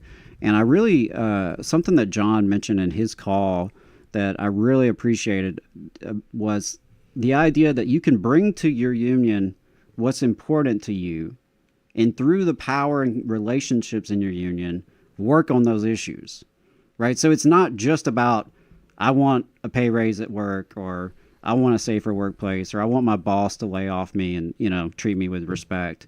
It is about all of those things. Mm-hmm. But it is also about what can we do to help our community? What can we do to advocate to lawmakers?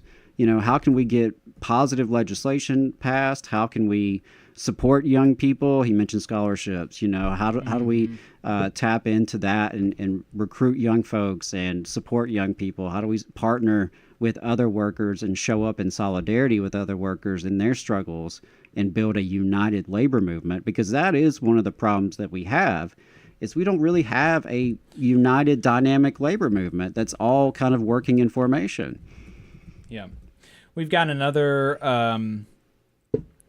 caller on the line. This one from a 760 area code. 760 area code. What's your name? Where are you calling from?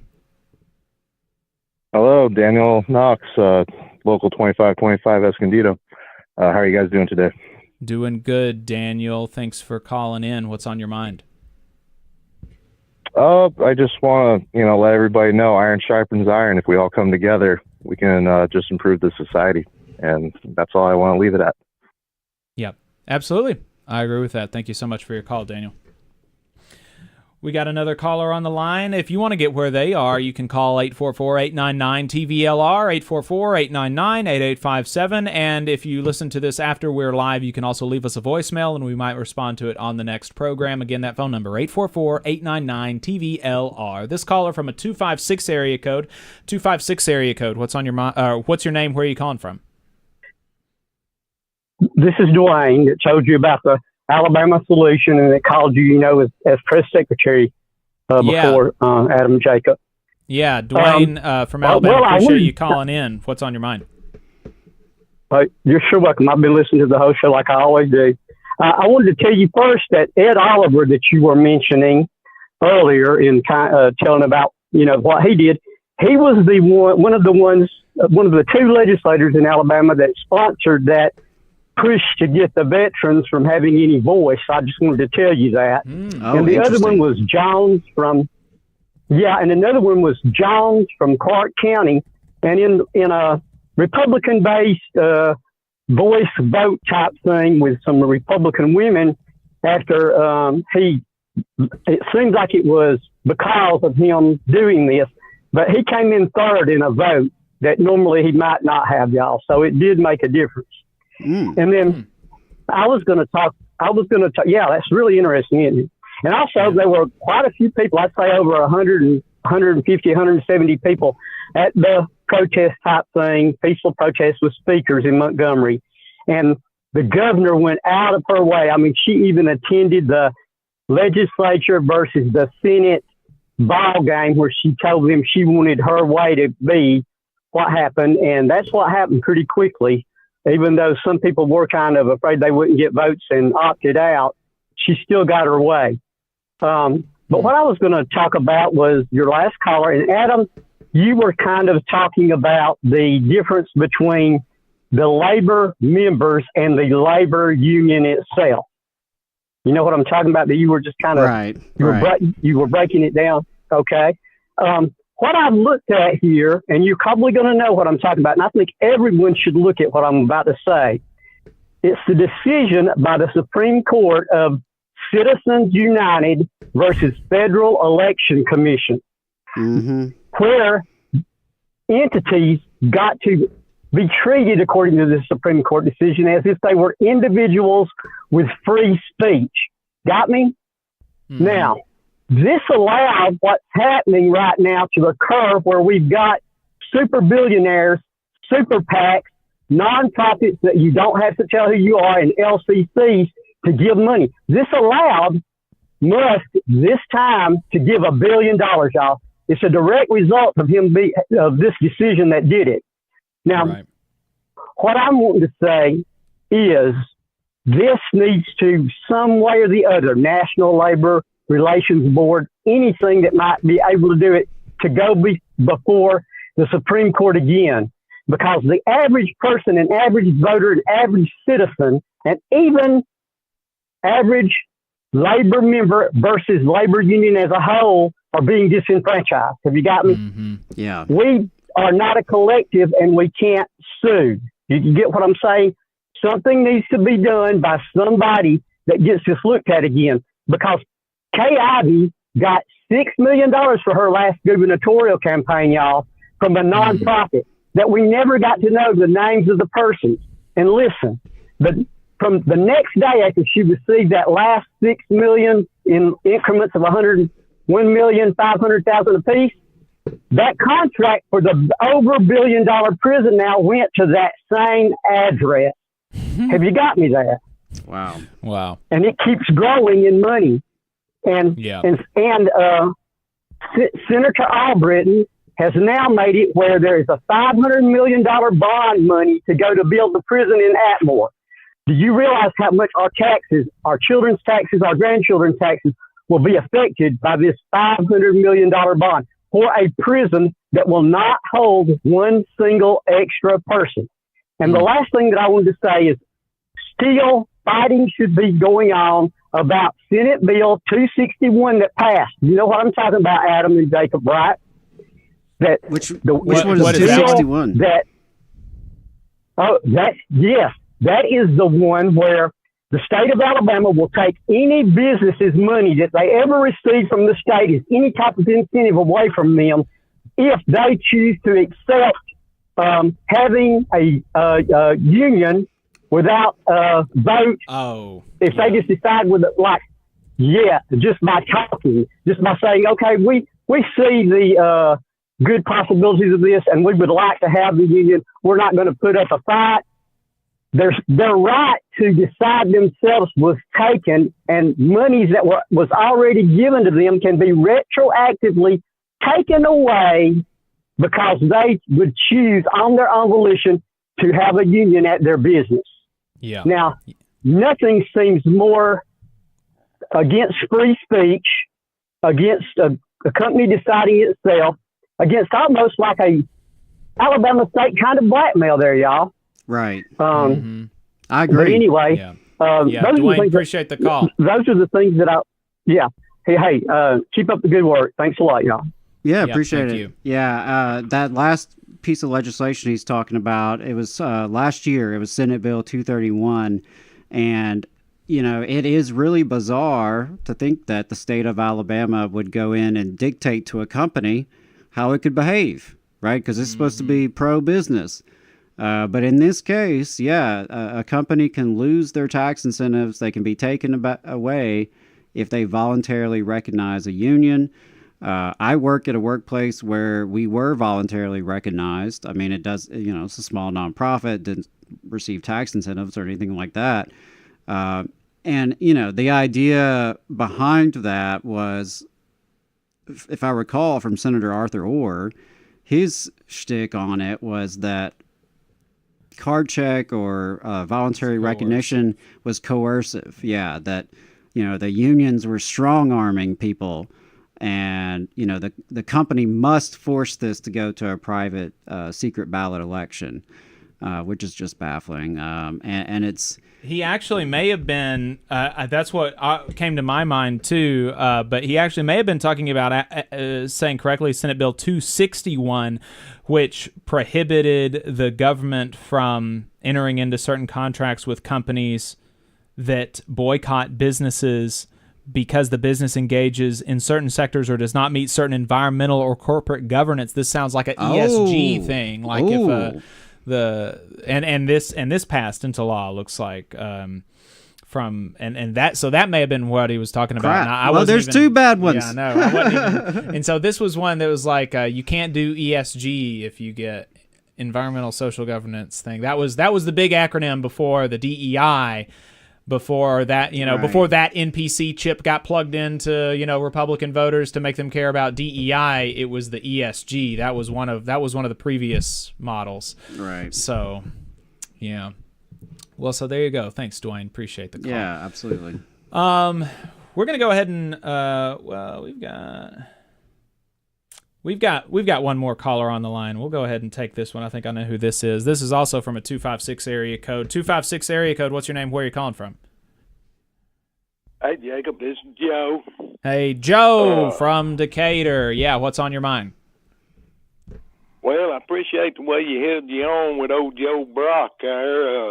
You and Adam both done a good job, but I did notice that he was throwing a little bone to the unions from time to time in his conversation.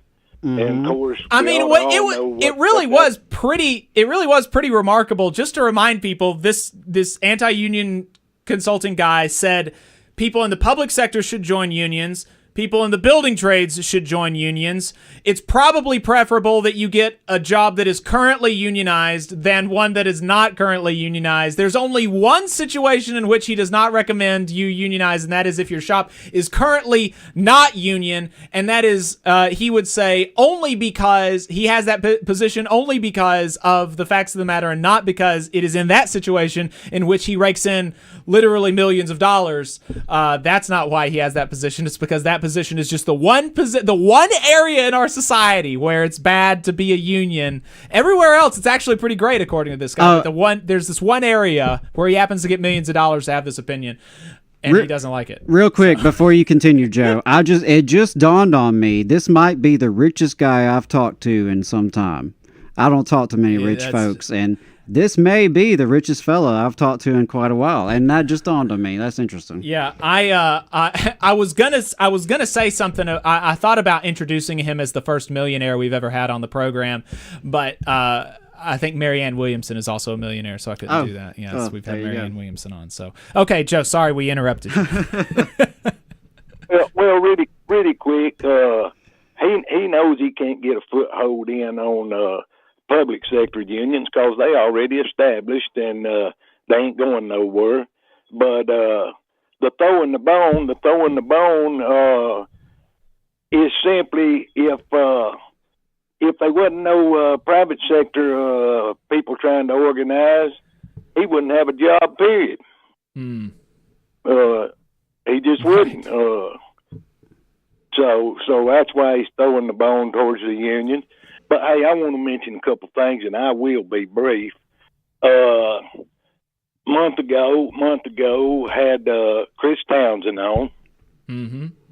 shortly after Jimmy Carter died, and he was reminding us of what Jimmy Carter didn't do for organized labor. A couple of weeks later, had a guy, and I can't remember his last name, but his name I think was Harvey. Yeah, who Harvey was J.K. he, and I ain't claiming either one of them was bashing Jimmy Carter or the Democratic Party too bad, but the Harvey guy, he did make it a point to say he didn't even vote in the '76 election when Jimmy Carter got elected. So I'm kind of the school is, if you don't vote, don't say nothing about it. Why they want to go back 50 years on Jimmy Carter? And hey, he wasn't my favorite president by no stretch. I do think he was a moral man, which could be good or bad for the country. Who knows? But my point is, I guess, that we have a real problem with Democrats, and a lot of times, probably valid, when they're in office, we complain that they don't do enough for unions. Probably valid, but the counter to that is, what is our union members doing for the Democratic Party? They're certainly not voting for them 100%.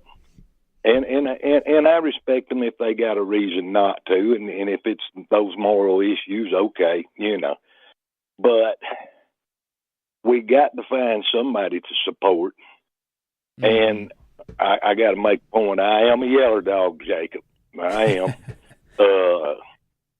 We got to make a point to support those who are less likely to do damage to us. And it's obvious that we probably don't get enough out of the Democrats, but we don't have just total bashing of workers out of them. I've never seen the Democratic Party just bash workers or bash unions like the Republican Party does. And it's obvious right now where we are, and I hope it don't degrade any worse than what it has. Look, my final point is, I'm a Democrat. I support the Democrats. I wish the Democrats supported labor more so than they do, but they don't try to destroy us. They don't.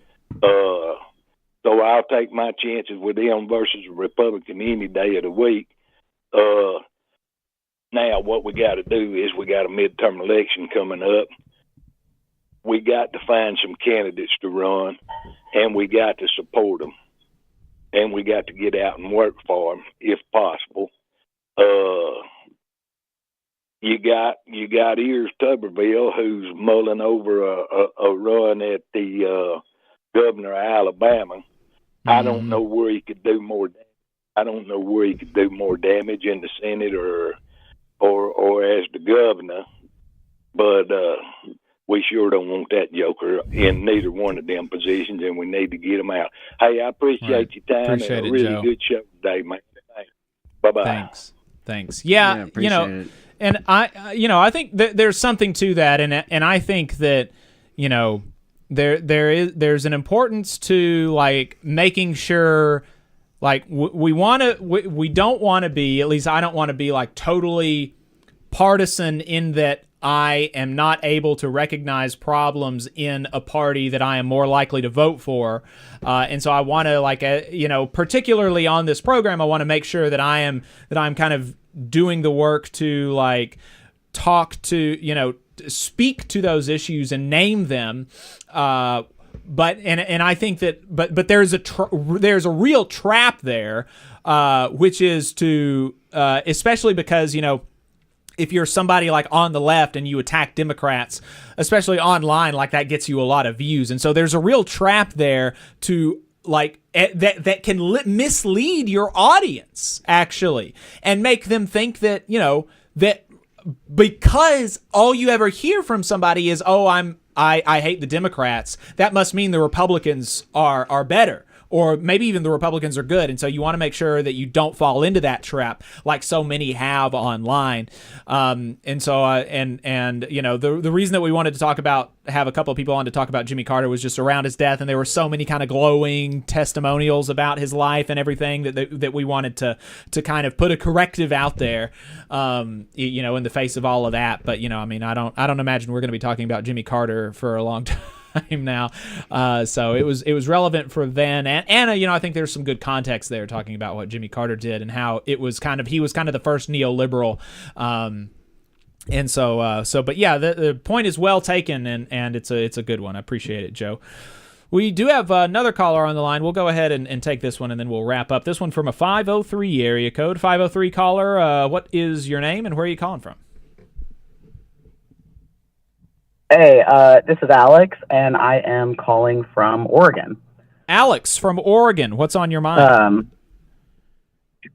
Speaking of the union busting guy you had on earlier, I did catch his remarks giving shit about Teamsters President Sean O'Brien, and as a Teamsters member myself, I would just like to reiterate that Sean O'Brien is a fucking xenophobic class traitor, and there is a large contingent of Teamsters who are pushing against his business unionism and bootlicking and, you know, kissing the ring for King Trump.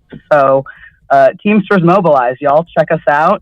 And done with Sean O'Brien. Fuck that guy. Thank you.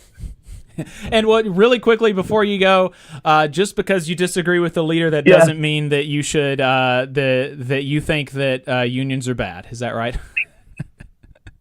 Amen. Fucking unionize, my guys. Be a member of Teamsters. Do the thing. But you are the union, not Sean. You're the union. Hell yeah. So, Roll thanks, Tide. guys. Yep. Thanks. Appreciate it, Alex from Oregon. That was a good call. Good way to wrap up. We had another couple of segments that I wanted to get to, but we'll do them next week, and this will give me especially that Elon Musk performance evaluation. Now I've got another week to stew on that and write up my report for his evaluation. That's right.